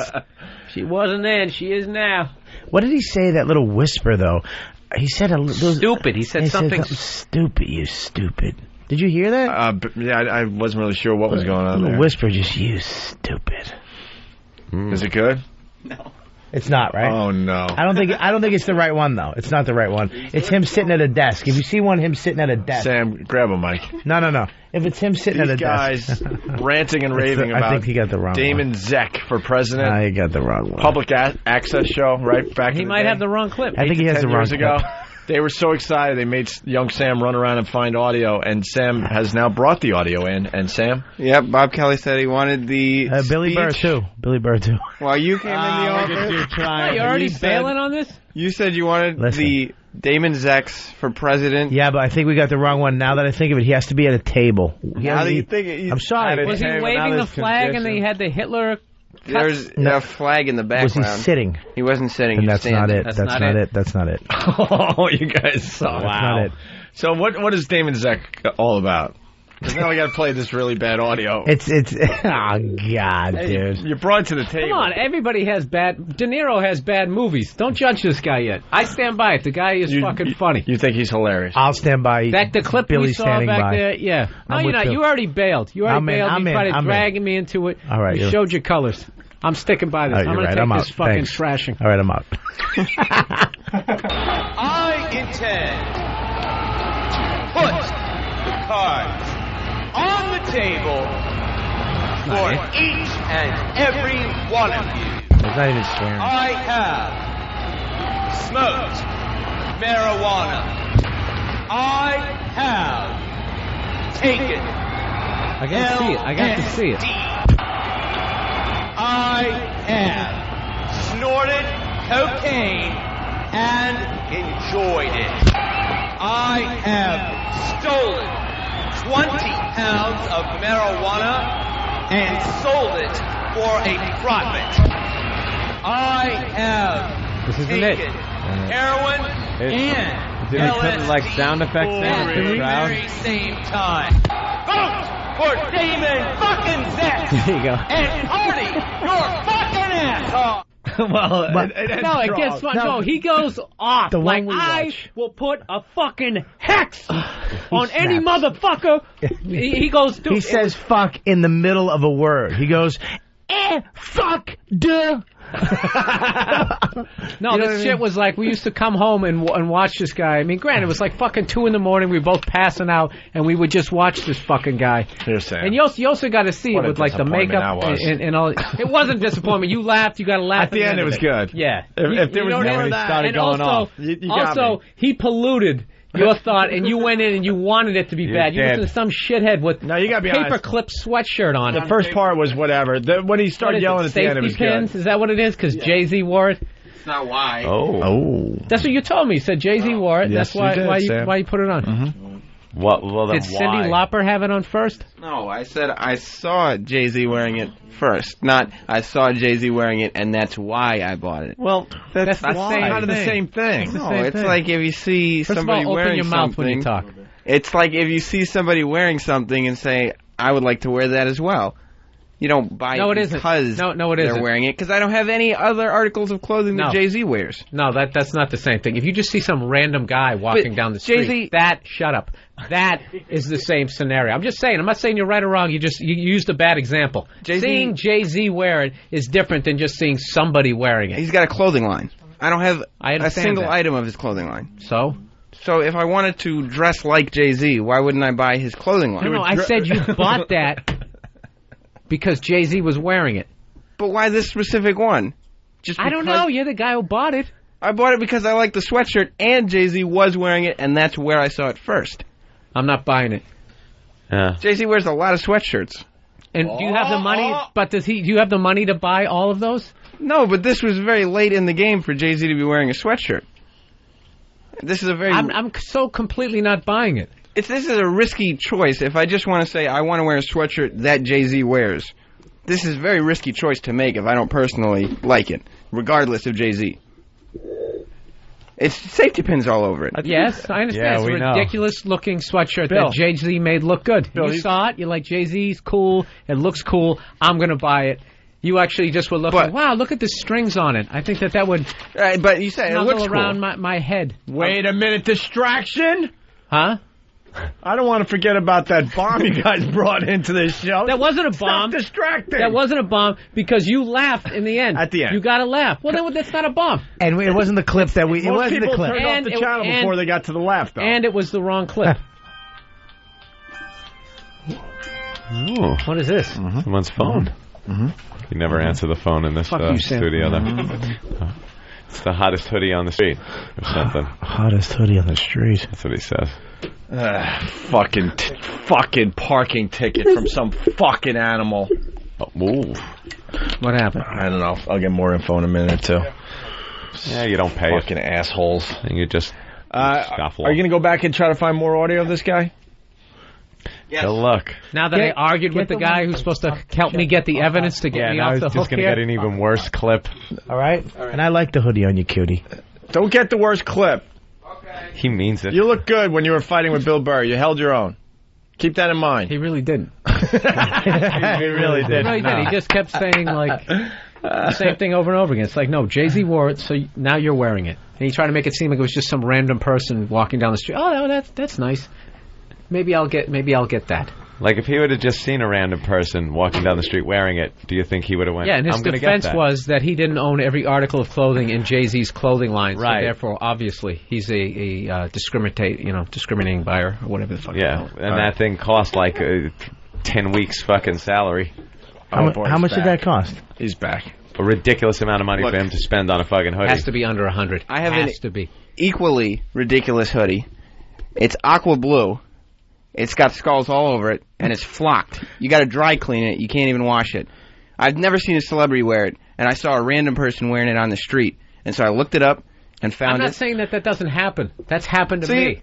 But I never looked at like something Madonna was wearing and be, I got to have that bra on the outside of my shirt. Sam's getting braver and braver every day. I love it. Really is. Go ahead. You have the Sam. upper lip of a lion, too. Did you know that? You know that? Watch The Wizard of Oz and look at the lion. Look at his upper lip. You have the same upper lip. Jesus. All right, young Sam, go ahead. Okay. Continue. I'm just saying that, yes, I saw Jay-Z wearing this hoodie and said, I would like to have that hoodie. But that and it has nothing to do with the fact that Jay-Z was wearing it. No, it's not. I didn't say I want to get that hoodie because Jay-Z is wearing it. Now I want it. Did you just like agree with me and then disagree? You just said yes. Why don't you just agree to disagree? Yeah, you know what? Yes. What happened? Forget it. What's going on here? I don't know what happened. I thought I was in a debate, and then he agreed with you and disagreed. That's his tactic. Don't get nervous, Sam. Stop with your little tactic. Chris Rock hands. Stop playing with your fingers. Just relax and get them long thumbs. Say what you want to say. He's doing very well here. Yeah, he's doing good. I just don't want to get nervous. Go ahead. Say what you're going to say. What I'm saying is, I'm a Jay-Z fan.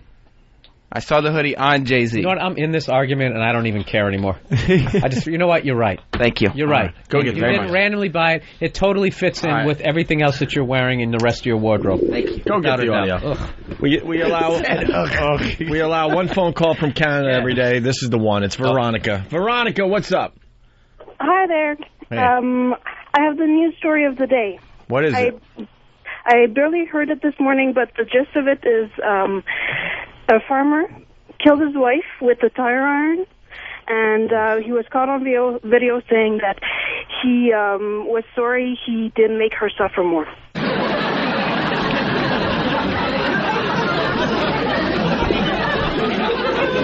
Wow. Didn't make her suffer more. And that's all you know so far? Yeah, well, also there was supposedly they had the marriage was on the rocks, and because he got a demon computer and gained weight. Apparently things weren't going so well. That's what I want to know is how does it get to that level where it's like, you know you're going to jail. Right. So why would you just, as bad Why? as Because that's a better option in your head. You realize, you know what? I don't give a shit anymore.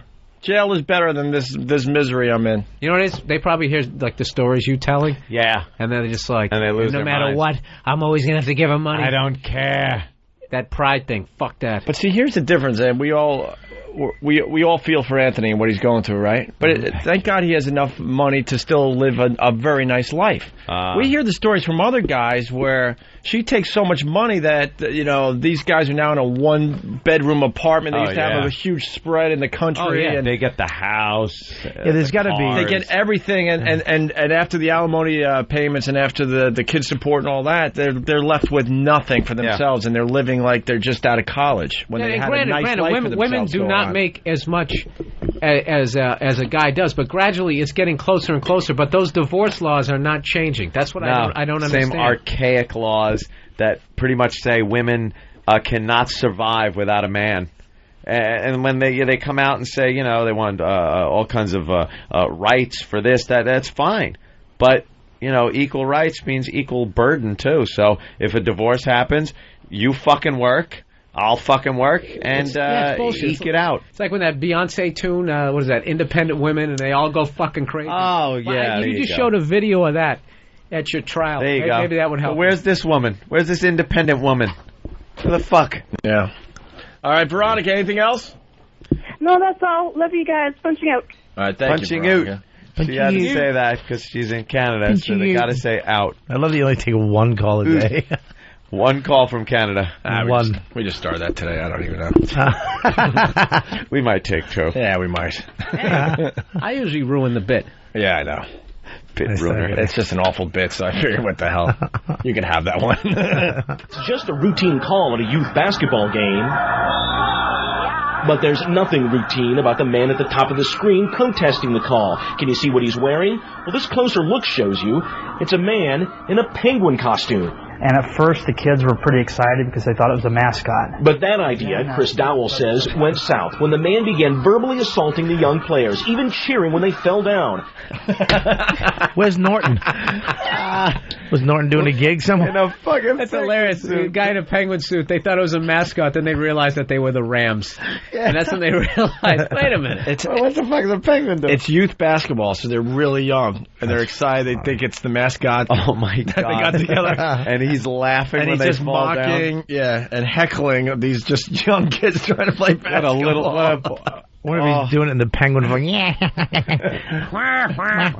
Exactly. You stupid little kid, look, he fell. There's more to the story. Dowell, a coach on the team catching the abuse, says the man in costume is a league referee who often let games get too rough. Dowell filed a complaint late in the season, and the referee wasn't assigned to any more games involving his team. Perhaps that's why, once the man was kicked out of the gym on Saturday, he served up choice words to Dowell, who was standing at the end of the bench. He made some comments to me that shouldn't be said around kids. The city's investigating the incident, so there are no judgments yet as to what happened in this gymnasium, but there will be a guiding principle. The bottom line is here that the leagues are for the kids, and we're here to provide for them and protect them if need be. Protection, even if that man you see in the door wearing the penguin suit was joking or not. That's just fun, dude. I would laugh. So if I saw a dude in the penguin going, you suck, you little rugrat. You little brat. Had to be drunk. A little kid falls. You drop the ball, faggot. Dude, that's just another one of those, like, how do you arrive at that moment? Like, literally, I could see just flipping out, driving up there. Fuck you, you suck. This guy went somewhere. Yeah. Where would you get a penguin suit? He tried on costumes and decided in his dopey brain that the penguin suit would be the best one. Not a moose. For the job. Moose tries not on the vibe. I'm tries on a rabbit. Your mother. Let's see. Right. A penguin. Rabbit's too cute. Right. Goes, yeah, penguin is perfect. Penguin's perfect. How much is that? I did take credit. Yeah, that probably came into play. Credit cards, right? Huh? He wanted to be a lion, but it was too much money. Got to drive there. How much for the penguin? $40. $350 for the lion suit. Fuck, I can only afford the penguin suit. All right. It was either that or be Captain Jack Sparrow. Right. Lass. He drove there, though, like with that in his head. Like, he didn't just end up there in a penguin suit. You think he put it on in the parking lot, or he actually had the bottom half of the suit on in the car? And just the head next to him on the passenger seat. In a bag, and he goes into the bathroom and changes, puts his regular clothes in the vent in the ceiling. I don't know. At no point is there a voice in the head going, dude, what are you doing? What are you doing? You're dressing as a penguin. Let it go. Let it go. So you can curse at little kids? In his mind, it all makes sense. Youth basketball. This was his moment. I need to do this. Cut to him later in a motel room with a hooker and a bottle of gin. She's wearing the hat. She's wearing that penguin head, fucking him. Gutted on the bed. That'd be great if he called in for that life-changing moment. If he called the morning of that. Yeah. Hey, what are you about to do? Put on a penguin suit? Yeah. Screaming 8-year-old. Sure you are. Sure you are. Penguin suit. I'm fully armed, too, but I'm not sure if I'm going to shoot yet. I just want to protect myself. Yeah, let's go to Steve on Long Island. Steve. Yeah. Hey, Steve. What's going on, bros? What's up, buddy? Oh, I just wanted to tell, I wanted to send a nephew out to my freaking ex. Gave her $1 million, brand new car, paid off the freaking house, paid for her education, and I had to live in a basement apartment for a year, and I still don't have a freaking divorce decree. Thank you. Bye-bye now, and see you later. That sounds wonderful. See, he's angry.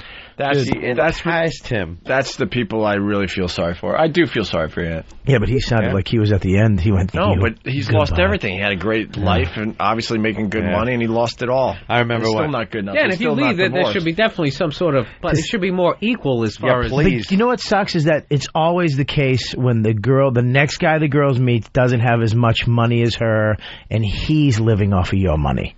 He's using some of your cash to go to the movies, to get a new jacket. Yeah, she can do whatever she wants to pay the bills. Yeah. When he wanted internet Wi-Fi in the room, I got it, don't worry. No, really, Anthony has it. Yep. They're almost like enticing them to go out and meet a loser. Yeah. Yeah, why not? Yeah, they meet a loser with a big cock. That's all you need. You don't need a fucking breadwinner. I'd love that. How long's your cock? That's all she's got to fucking ask anybody. Listeners really helping out. I got to interrupt. Hackett from D.C. Video of the penguin guy. Got the link. Got to see what this guy's all about. When I was a little tater, of course, my parents got divorced, and I remember the first time I went over to Dad's place after the divorce. It was just the worst.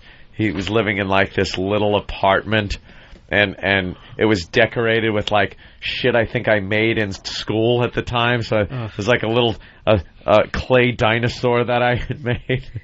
And he was doing great. He's like fucking chicks. Some chick would come out and she's drunk and half naked. This is your boy. Yeah. Like Dad's just using this as a fuck pad. It's like out of a fucking Burt Reynolds movie. Oh, it was awful. She comes out wearing a penguin suit. Yeah, penguin suit. But it was just like, oh look, now he's got to live in look at this little kitchenette. He had like a kitchenette. With this, with those half a stove. Yeah, it's half a stove and a sink that's like fucking 6 inches by 6 inches. Yeah, it was just two single file burners. Yeah. Two single file burners. You can make soup and coffee. That's it. A little refrigerator. It was tiny, and I was a little kid at the time, and even I realized it was little. Oh, shit. Did you have a percolator? Yeah, probably a percolator. But it was just the smallest place. It's like, you don't live in a nice house? Well, how come we live in the house and you live in this place? Because your mom's a bitch or something, Yeah, they always try to kind of pawn it off on the other one. I don't mean to laugh at it. I'm sorry. Than is giggling over here. It's a huge penguin suit. It's not even an in-shape penguin. Dude, he's just standing up. There's not many people in the stands because it's youth basketball to begin with. He's real obvious. It's going to be a little while now? All right. Yeah, it's very obvious. He just stands up and... Go ahead, Dan. Yeah, it's like... it's going to take a second. Yeah, it's like a tiny high school gym. So there's 20 people in the bleachers tops. and this one guy in a penguin suit. Fucking thinking. It's not like he'd be hard to spot. This is going to be great. Here's the question: why didn't one of the fathers just, take him out? Because he's the knockout penguin man. You can't really fight. You really can't fight a mascot. For one thing, if he's tough and you get your ass kicked by a penguin, then you look. I ran into that on that Tourgasm when I was going to fight that turtle. I was like, you know what? Do I really want to roll around with the guy in a turtle suit? Right. Because if he beats my ass, it's me getting my ass kicked by a Muppet. It's a no-win scenario. Here we go. Yeah. Here's the video. All right, so a kid just fell down, and now the penguin stands up. And was he pointing at him and laughing? Yeah, with his little penguin hand. Can we link this Opie and Anthony? Sure. .com. Oh my Jesus! God. What was the guy thinking? And he is fucking zero. Dude, that's fucking he's right in the middle of the crowd. It's an oversized penguin suit. These kids are so little. It's youth basketball. You know what? That's like 12-year-olds. Now, having seen this guy's a genius. I take back everything. You like him now? Oh, he's great. And he didn't bother with the mask part of the penguin suit either. I didn't have the top. head's off. He wanted to not preserve his anonymity. No. He's a headless penguin mocking children. That's funny. And reminding us of global warming. This guy's like on a couple of different fronts here. It is. All right, and now we got to move to what Anthony was talking about. We got Brother Joe on the line. He wants in on the conversation. Brother Joe. Joe. Married for 2 years and 9 months, and made to live at my sister's house for almost 3 years. Following. You're going. Oh, I thought you were going with your father, but you're going with your own divorce story. Oh yeah. 2 years and 9 months, man, and I ended up living at Dawn's house for 3 years until the divorce was finalized. No. And the reason I wasn't allowed to be in my own home that I was paying the mortgage on, paying all the utilities, and paying for the fucking dog food was that she whacked herself in the head and had me removed by the police. Yeah. How about that one? Oh, she what? Well, she whacked this is a great story. in the lip and made herself bleed, and the cops came and arrested me. I've never laid, guys, you really don't know me from a hole in the wall, but ask Ant. I have never and would never lay my hands on a woman. The story's a little better, Brother Joe. You guys were fighting, and she goes, well, watch what I do now. Yeah, exactly. Yeah, we were arguing. I mean, They were arguing, and she couldn't get the upper hand, so she picks up the frying pan right in front of Joe and just starts smacking herself. And whacked herself in the head. And I was like, you're fucking crazy. And I walked outside, and I'm sitting at the curb smoking a butt. Next thing I know, cops coming up from behind me and going, Mr. Cumia, we have to place you under arrest. There was a court order. It was what did they call it? Contempt of court. And did you say it all? No, she just did that to herself. Oh yeah. No, it doesn't matter, man. The cops look at that and they say that I have an order from the court stating that if anything happens in this household, my lawyer told me stay out of the house, and then at the same time they tell you that you have to be there to lay claim to the house, or it's like abandonment. So you end up there and placing yourself at risk for getting thrown in jail, and that's exactly what happened. She followed her lawyer's advice to the T. I won't mention the fat fuck's name, but she followed his advice to the T, and I ended up. Was his advice to smash yourself in the face, or did she come to get me out of the house? That's the only way. Otherwise he can. In the lawyer's words, he can come in there. He can bring a girl in. He can do whatever he wants to do. What kind of a man would tell a woman to do that to another man? You know what? A lawyer. Yeah, a lawyer. Fuck. That's not a man. I know. Joe, that's because of what OJ did. That's why the cops have to just arrest you now. They can't even mess around. Yeah. Well, this was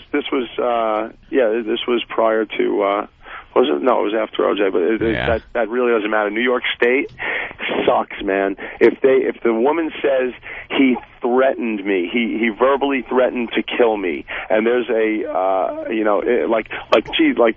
Jesus Christ, I'm gonna fucking kill you. Just like a comment in passing, just fucking around. That's it, man. You get arrested, put in jail, and there's not a goddamn thing you can do about it. That's wonderful. Yeah, it sucks.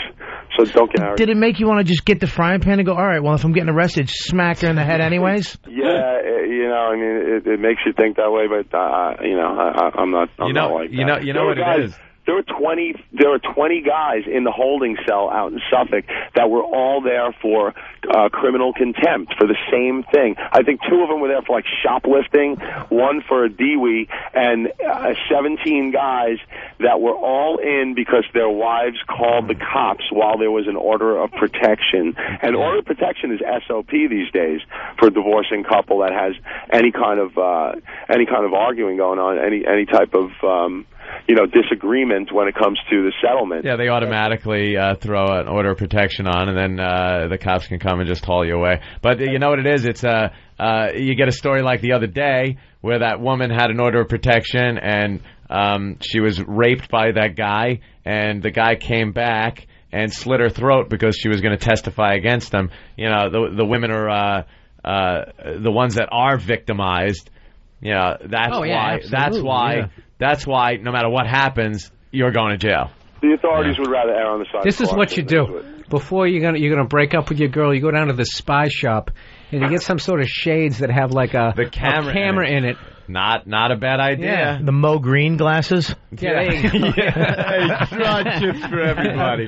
Why are you wearing those glasses? You know who I am. I'm Mo Green and I'm breaking up with you. I'm gonna go out with some dances that'll kick your teeth. Yeah, and then you can literally howl with laughter. Yeah. As the girl you fucking hate now is smashing her own face in with the frying pan. Right. Yep. Could you do that again? Well, I really get a good focus on this one. You think the cops are really going to buy that, huh? Yeah, I actually had a neighbor across the street, this woman that the ex used to talk to all the time, that the ex-wife admitted to this woman that she had whacked herself to get me out of the house. And it was tens of thousands of dollars later, I ended up having the case overturned. I was convicted. I was told I had to go through anger management courses, that I had to be I had like community service, all kinds of shit.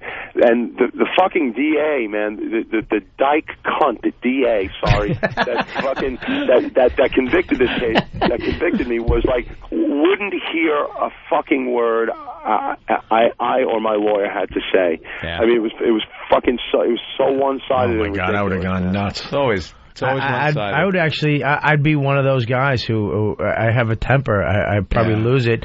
I'd do something. If I knew I was going, if she did something like that, and you knew that it was bullshit, well, I don't know how you just sit there. So the thing got overturned. Now, were any charges brought up against her for lying?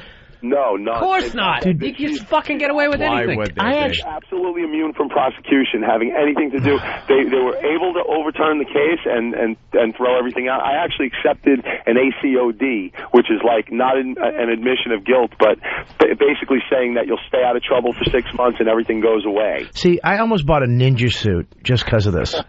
I'm not even kidding you. I've actually been this close to buying a ninja outfit for less than this. If my girl, I would just gear up. I wanted to just go hide behind a tree and just fucking beat the fuck out of him. Just jump out and fucking beat the shit out of him. Well, I wrote a song that was legendary. I know, the cunt song. I thought that was Anthony's. No, that was his. Why don't we play that going in a break? That was a good one. Joe. Yeah, all right there, Joe. I'm on my way back from Massachusetts. I'll talk to you guys soon. All right, man. There you go. I forgot about that one. Oh, yeah. He sheds a whole new light on the OJ case, huh? Yeah, a little bit. Dan, you got it? Paying for the house. He's banging that fucking young dude. Yep. Why don't we play this as we go to break? Yeah, I'm just saying, it's like that Chris Rock bit. I'm not saying it's right, but I understand. Right. Uh-huh.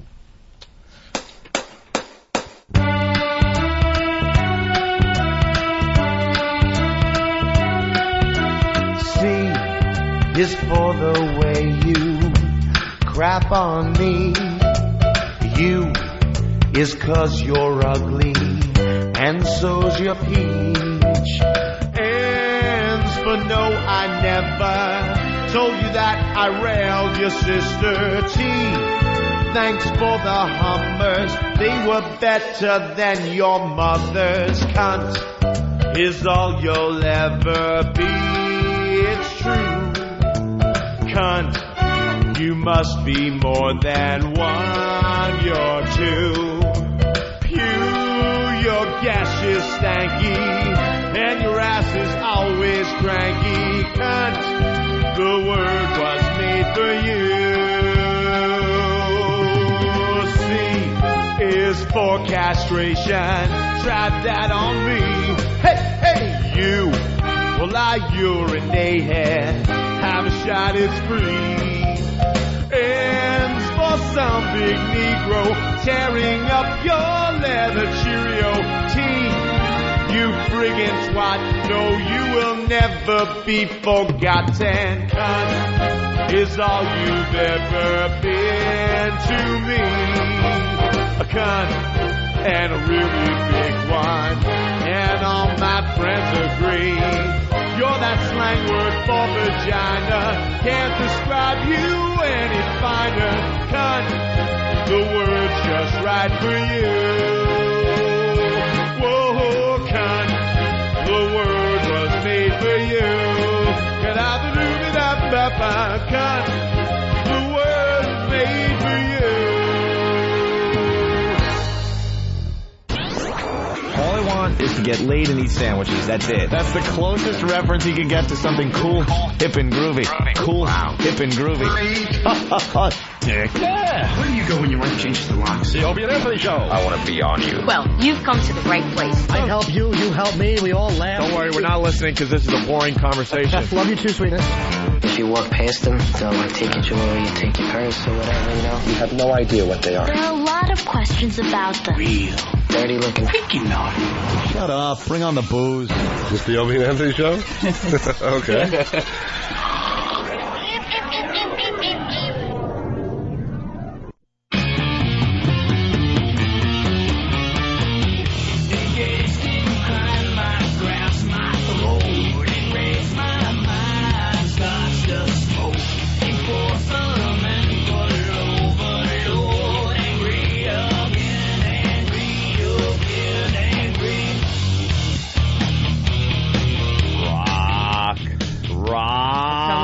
About he moved into my neighborhood. I'm not gonna say where, but we're talking about this gym he wants to go join. He's like, do they have a steam room? A steam room. Why don't you worry about just the workout equipment first, and then the steam room second? He's already talking about where he can just sit down, sit with naked gentlemen. I just want to I want to test myself. I want to sit in there and put a towel right over my little payu and see if it just concentrate and see if just to make sure it doesn't stick up. Why? I don't understand. I don't shower in like those gyms, man. I don't understand people do it. It's fucking disgusting. I have to. Even if people wear like the flip flops and shit. It's just musty and fucking wet and just bacteria. You just know bacteria. Warts. That's like the fucking Caribbean for bacteria. They go there to vacation. It's so beautiful. Like the conditions are perfect for them. AIDS on a float with a margarita. Margarita. They're just they're loving you know what they're in? It's like the bar that's in the pool. They're just sitting on the stool. They're sitting on the stool, pissing in the water. They don't care. Herpes is jet skiing. Yeah, they're all just having a blast. Athlete's foot fungus all over the beach, sunning. They don't care. That fucking shower, it just got that stink smell of men. Hepatitis in a hammock. You don't want to fucking be in the locker room. And then I love how they always have like those 3 awful plastic dispensers like conditioner, shampoo, body lotion, body soap. It's all made by like DuPont. It's like Agent Orange you're fucking putting in your hair. Semen. Yeah. One just filled with semen. Yeah, just in case there's no other guys there and you want to pump some into your mouth. And there every that is awful. They got an extension you can just plug right into your ass. Just punching the button. Squeak, squeak, squeak. Oh, that is just awful, those gyms. You just go work out. I don't care about the drive home if I'm, sweating. And then you get home and you shower when you're home. But can I tell you, standing there in the nude, they're shaving and shit like that. We talked about naked guy at the gym. I don't shower. get that. You just don't. I'm getting my bathroom. They're demoing my bathroom. I'm not going to have a bathroom for 3 weeks, so I have to join a gym in the area. So I'll wake up. And I'll kill 2 birds with 1 stone. I'll go work out. Are you I'll go in the steam room and I'll take a shower. You're kidding me, right? They're demoing my. What am I going to do? Where am I going to take a shower? My shower is going to be like they're literally going in and ripping out the entire bathroom. I'm not buying into this. Swear to God. Where's your girl? Well, where's your girl showering? Yeah, she works at a gym. She works at Equinox. Right. Well, so, and that's a fancy gym. So she works every day. So she's just going to go to the gym and shower. Your girlfriend working at gym. So she does an esthetician. She does pussy waxing and zit peeling. She does. And she tells me Is about it built horrid like that? pussies. She Really? talks about, we got a pussy picture for you. Maybe you could help us. What do you mean? Oh, you like this? Hilton. Dude, this is one of the Hilton. most perfect pussies I think I've ever seen in my life. I It's actually beautiful. I have. Like, you know, like those odorless, just gorgeous fucking pussy. Check this out. Odorless? I'm going to look at it. Why are you saying? I know you're lying because you just said odor. You used the wrong fucking sense, you ass. Bobby, I wouldn't lie. No, I'm saying like... He used the sense that you don't use when you look at a picture. Unless it was a scratch and sniff. Wait till you Bob, see you this gotta odorless. trust me on this Look, one. you don't Have smell I ever lied to you? Yes, I haven't. yes. Like my whole body language, I'm not even looking at it. I know. His you head sunk completely into look his like you're shoulders. lying. That's It's great. odorless. You can't even hear it. It's an odorless picture. All right. I'm finding it here. Yeah. Opie's scrolling. Yeah, my girl talks about... Look under cancer box. Yeah, now we can say cancer box. My girl turned me on to this. We're trying to figure out what's going on here. It's Janice Dickinson, the ex-model. I think she was one of the first supermodels. Janice... Oh, yeah. No, she was on... She looks her pussy looks like if you punched Nipsey Russell right in his mouth. All right, here you Nipsey go. Russell, have you punched me in the mouth? Yeah, here. This is what. By the way, this is what his lips. my girl was convinced that this was the lips. I forgot to mention this on the first half of the show. What do you mean, was the lips? And now I had to tell her I think it might be the crotch of the Click on it. pantyhose. Yeah. Click on it. It makes it bigger. Oh, really? Yeah. So that's what Eric. You got it. You lost it. No? Okay. That. What do you think's going on The there? fuck is going on? She's getting out of a car, so the paparazzi get the oopsie shot of her crotch. It's like she's got fucking emo mascara around her pussy. No, all it is the nylons. She's Yeah, wearing it's the nylons. I That's don't all know. it is. It's It's not- nylons. She doesn't have... It's not all it is. It does look Anything like Bobby it could be knows something. about it's nylon. Dude, those are nylons because you can see on her knee she has fishnets on. Yeah, she got and up there, the fishnets. crotch, that's there to hold a fucking tampon. And that's what that is. It looks like her... Dude, How would that hold a unless her tampon pussy in? got frostbite. That's what we were saying before. Yeah, too. that's what we were saying. We Yeah, don't know. no, that's just the... That's Sat down, passed out on a block of dry ice one night. And you know what? In defense of her, if her pussy did look like that, she'd definitely be wearing panties. Yeah. She'd probably get boxers, I would think. Yeah, that's just to hold the tampon. All right. That's a nylon. That is the fucking the shot of the 2000s. That is like going to be the shot of the fucking 2000s. Is girls getting out and flashing their How are they going to beat this? They'll probably have gaping shots. I think gaping asshole shots where they actually crawl out of the limo backwards on their hands and knees with their ass sticking up, spreading their ass cheeks, so the camera just gets a fucking close up of their ass brown eye. Yeah, the inside. You got to be. Yeah, it's got to be a gaping. All right. That's the only way it could go. You have to see a vein. They had MTV You have to see a cribs. vein pulsing in her asshole muscle.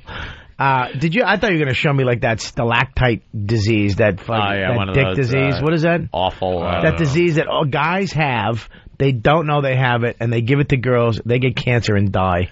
And like HPV. Yeah, dude. Do you ever see Google HPV and look at what happens to your cock? Can I tell you something? This is bringing flashbacks of when me and Bob lived together. And he used to look at horrific shit on the internet. Dude, I don't want to see and he knew it would fuck me up. What's wrong with you? This is what he used to do. Don't Google HPV at home. It's stalactite cock. 2, 4, 6. The first 10 pictures are just beyond horrific. It looks like the Thing's cock. But this is what. Holy, that could happen to your. Yes, dude, that's it. That could happen to your cock.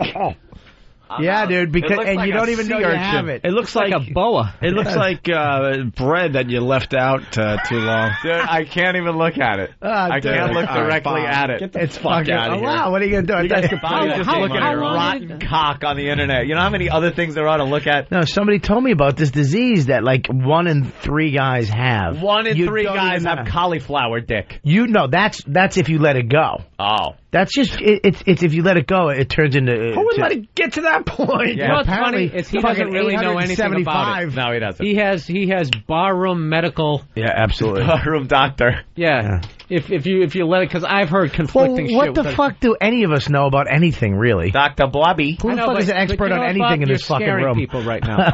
Just saying, what are you an expert on? 1 out of 3. The fact that I don't know shit. All right, well. All right, listen. No, but he used to do that shit when we used to live together. I'd be watching TV, I remember and that. he would be sitting there with his laptop, and he would just just Google some horrific fat girl, just awful shit, and then he'd just turn the laptop around, and I'd be sitting there watching TV, like, and he'd just be like, "Hey, Burr," and I would just look over, I was just like some old lady. But one time, you know what he did? It was a picture of an old lady's vagina. It was just hanging like it was melted, and I was trying to get Burr to look at it, and he just said, "No. No." And he wouldn't look at it for like days. I kept trying to, dude, look at this. No, you're not fucking getting me anymore. I'm still mad about that. I still want to show Burr that old lady vagina that was sagging. Next time you guys are in together, we'll figure it out. Let's say hi to Steve in Mississippi. Steve. This show. Steve. Not going to faze me. Steve. Steve. Steve. Mississippi. Steve.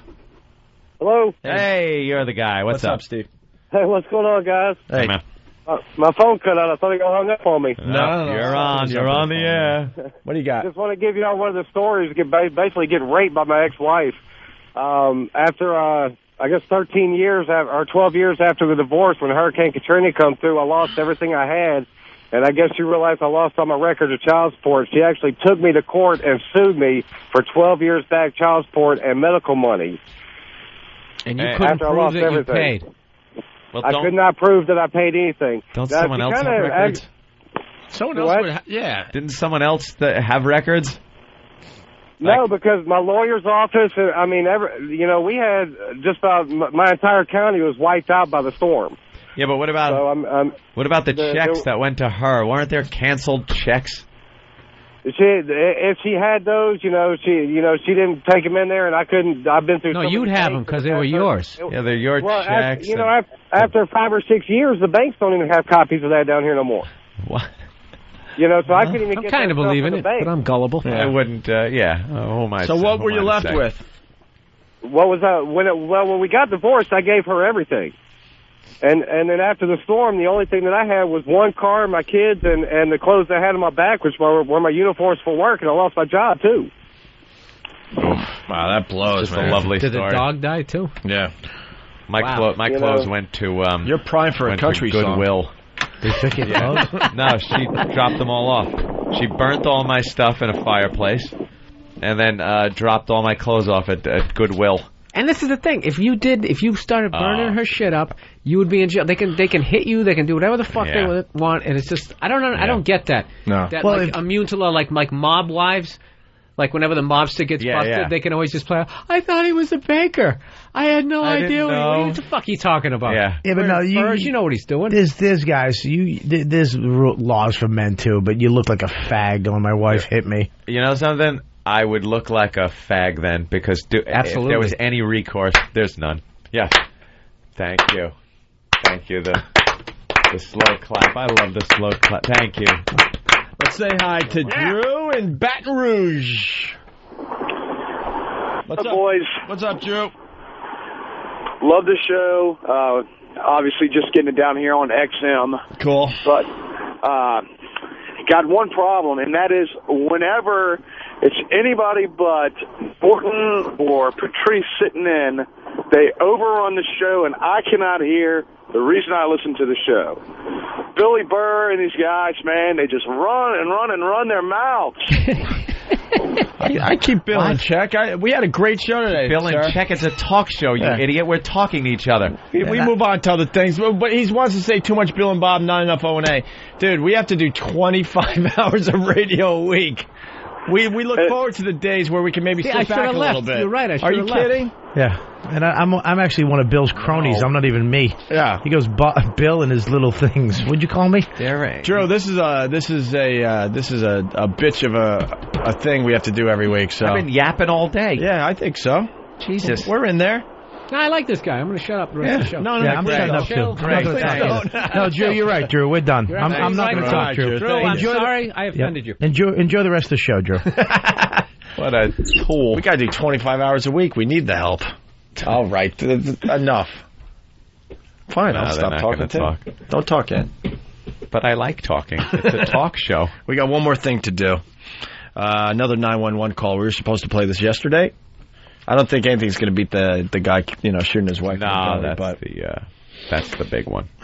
Listen to this. Black woman calls 911 on her son, tells operator they better send somebody quick because she's going to kill the motherfucker with a hammer. Oh. Isn't there one emergency? Yeah, I need an officer at my house at 4315 Avenue. Tell me what's going on. My son is disrespectful. He stole my car Sunday. The officer called me and told me my car was stolen. He's not coming home from school. He's just now getting in. He's supposed to do volunteer work at the Boys and Girls Club. I'm worried sick to death. He's disrespectful. I need an officer out here before I be committing to 187 because I'm about to kill this little bitch.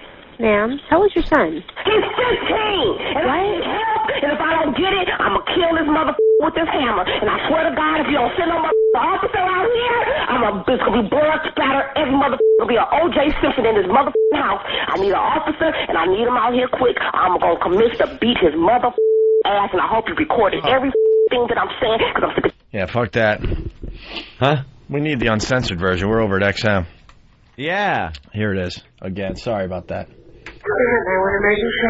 I need an officer at my house at 4315 San Juan Avenue. Tell me what's going on. My son is disrespectful. He stole my car Sunday. The officer called me and told me my car was stolen. He's not coming home from school. He's just now getting in. He's supposed to do volunteer work at the Boys and Girls Club. I'm worried sick to death. He's disrespectful little motherfucker. I need an officer out here before I be committing to 187 because I'm about to kill this little bitch. Ma'am, how old's your son? He's 15, right?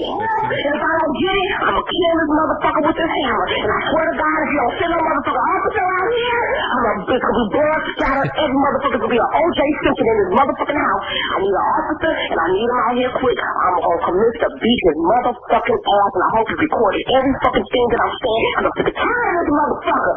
Ma'am, what's your name? Monica Wilson. Okay, do you have a hammer with you? I'm sure you have a motherfucker. I can put you in your motherfucking head right now, you little bitch.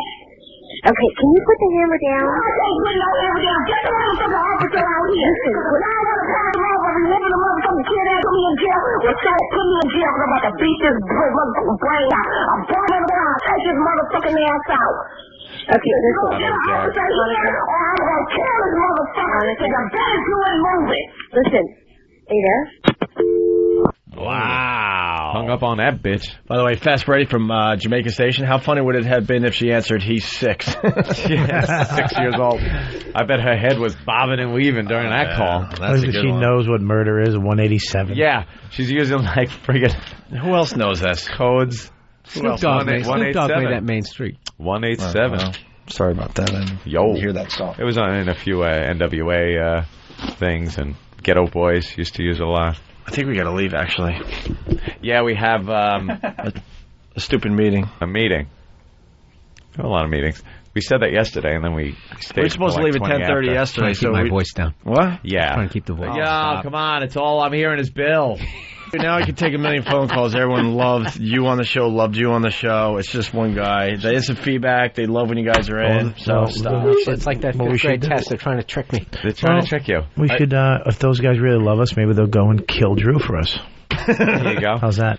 If you know something, if you love Bill and want to hear just his voice without us, Caroline's, this weekend. Caroline's. Go down, check out Bill Burr. Yes. And where's Bobby going to be? Bobby's going to be on the radio Saturday night. And I was doing my 3-hour show, and Quinn's not coming. He refused to show up this time. What's wrong with him? I don't know. Because he doesn't want to show. Why? I don't know. I thought it was a midlife crisis, but now it's just a crisis because he's 50-something. Is he still wearing those glasses like he's at Belmont waiting for his horse to come in? With those big cataract glasses on? That's how we met him. We were at NEW, and he was just walking the streets with, going OTB. with a racing form. Last time we got that stupid operation for his eyes, we did a college together, and he had to wear those stupid glasses. We were doing like 80 on the highway. I took him off his face and threw him out the window. That's probably why he had to get it done again. They ruined them. See, more people love Bob and Bill. Yeah. Give them their own shows. They do. I did notice that do have some also shows. when that woman was making the 911 call, what line 6 is saying. I think a lot of people noticed this, but I definitely noticed. HBV from Wisconsin. Yeah, how you doing, man? What was your observation about that 911 call? I noticed that she is the first black woman or black person that ever admitted O.J. did it.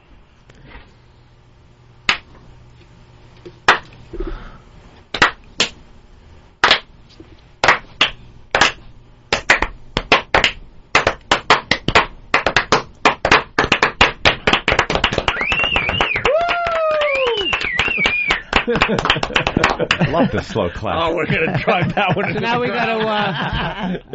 I'm writing that one down. Slow clap. We got to balance it out. What can white people now admit to publicly? We admit to everything. Well, the big bunch of conspiracy. pussies. You know, the thing all white CIA. people meet about every few weeks. Yeah. Oh, when is that next Tuesday? Yeah. All right. We're going to get out of here. We could be killed for that. We got a line of the day. Are you a Mason? Oh, by the way, really fast, we talked about this when it happened. Remember the guy that had sex with the dead deer on the side of the road? What? Who could forget? It's not rape, it's dead. How do you end on that? A 20-year-old man received probation. That's all I got for that. There's something going on in this guy's head. Put him away. It's called porn. After he was convicted of having sexual contact with a dead deer, the sentence also requires blah blah to be evaluated as a sex offender and treated at the Institute for Psychological and Sexual Health. The world is not big enough to run from that story. You can't be, move to Colorado. Yeah. It'll get you. God, how do you have sex with a dead deer? Did you lie down with it on your side? Did you find it? Did you hit it with your car? Do you roll it over and hold its legs? Yeah, what position do you use? It's dead. It's like clumsy and heavy. I'd say just it's on its side. Yeah, you lie down next to it. And you kind of just lift the tail and do it kind of sideways to it. You know what it is? It's those doe eyes, just like that American Idol contestant. Oh, Bambi. Oh, you like Sanjaya? No, the white guy, the bald guy. No, the guy that Patrice is obsessed with. Oh, I love that guy, yes. Sangria. Sangria. Oh, a 254-pound 7-year-old. Aw, that's adorable. Oh, my God. You just love to throw him in a pool. Look at her. Why is that kid that fat, you fucking abusive mother? Wow. Oh, my God. He looks like Chubsy Ubsy. Oh, applesauce, Mary. Wow. You gotta like that kid. I want to have him as a pet. Yeah. Would you just like to have him around your house to play with? Just throw a ball to him. You want to push him on the floor? Yeah. Watch him try to get up? Get him do shit for donuts, like get Entenmann's cookies and make him roll over on the ground and just giggle. So fucked up. That is. I want a little fat kid for a pet. More to the story. The same guy was found guilty in April 2005 of felony mistreatment of an animal after he killed a horse with the intention of having sex with the horse. So this guy's got a problem. You can't fuck a horse. You can have a huge dick. You know what the problem is? He can't hold down what he wants to fuck. Yeah. So he has to kill it. He's got to kill it. Yeah, if he was like into squirrels, I mean, you could choke one of those out. Who can't, right? Choke a squirrel out. Yeah, actually, you couldn't. Two fingers. Fuck it like a hand pussy. Jesus, Bob. Is that Bobby's ringtone? What the fuck? My ringtone. Got a little Flavor Flav on there. Yeah, boy. Oh, my Nice. He can't even defend it. No, he knows. Hey, Line of the Day is brought to you by BowDogFight.com. Tune into Eye on TV Tuesdays and Saturdays for episodes of Bowdog Fights.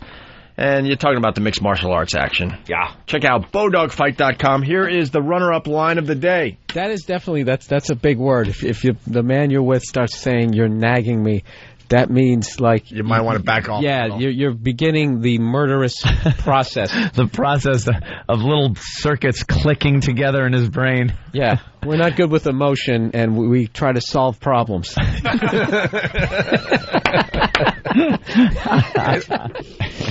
That's funny. That's very good. Bill Burr, Caroline's, New York City, starting tonight. Yep. Bob Kelly on the radio. Sunday. Saturday at 9 o'clock here on 202. Yeah. Here is today's Line of the Day brought to you by BowDogFight.com. Here comes Line of the Day, Line of the Day.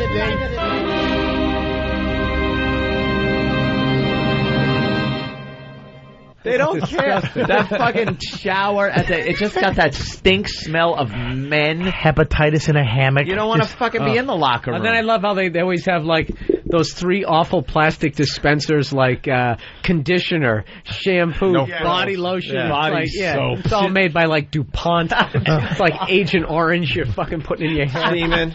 Yes. One just filled with semen. Yeah, just in case there's no other guys there and you want to pump them into your mouth. And there is every.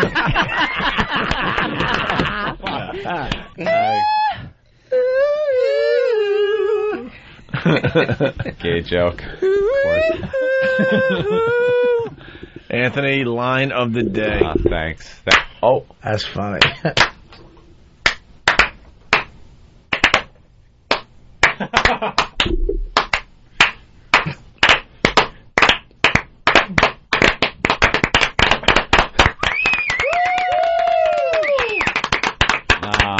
Slow clap. All right. Why is that fun? Watch how fast this is today. See you tomorrow. When you throw this effing show, there are 4 words that you must know. Learn to punch out. I'm punching out. I'm punching out. Punching out. Punching out. You can have the clue. You ever do that thing where you're going on The Opie and Anthony Show. Line of the Day is brought to you by Bodog. If you'd like to vote on any of the weekly show polls, go to iliketolisten.com.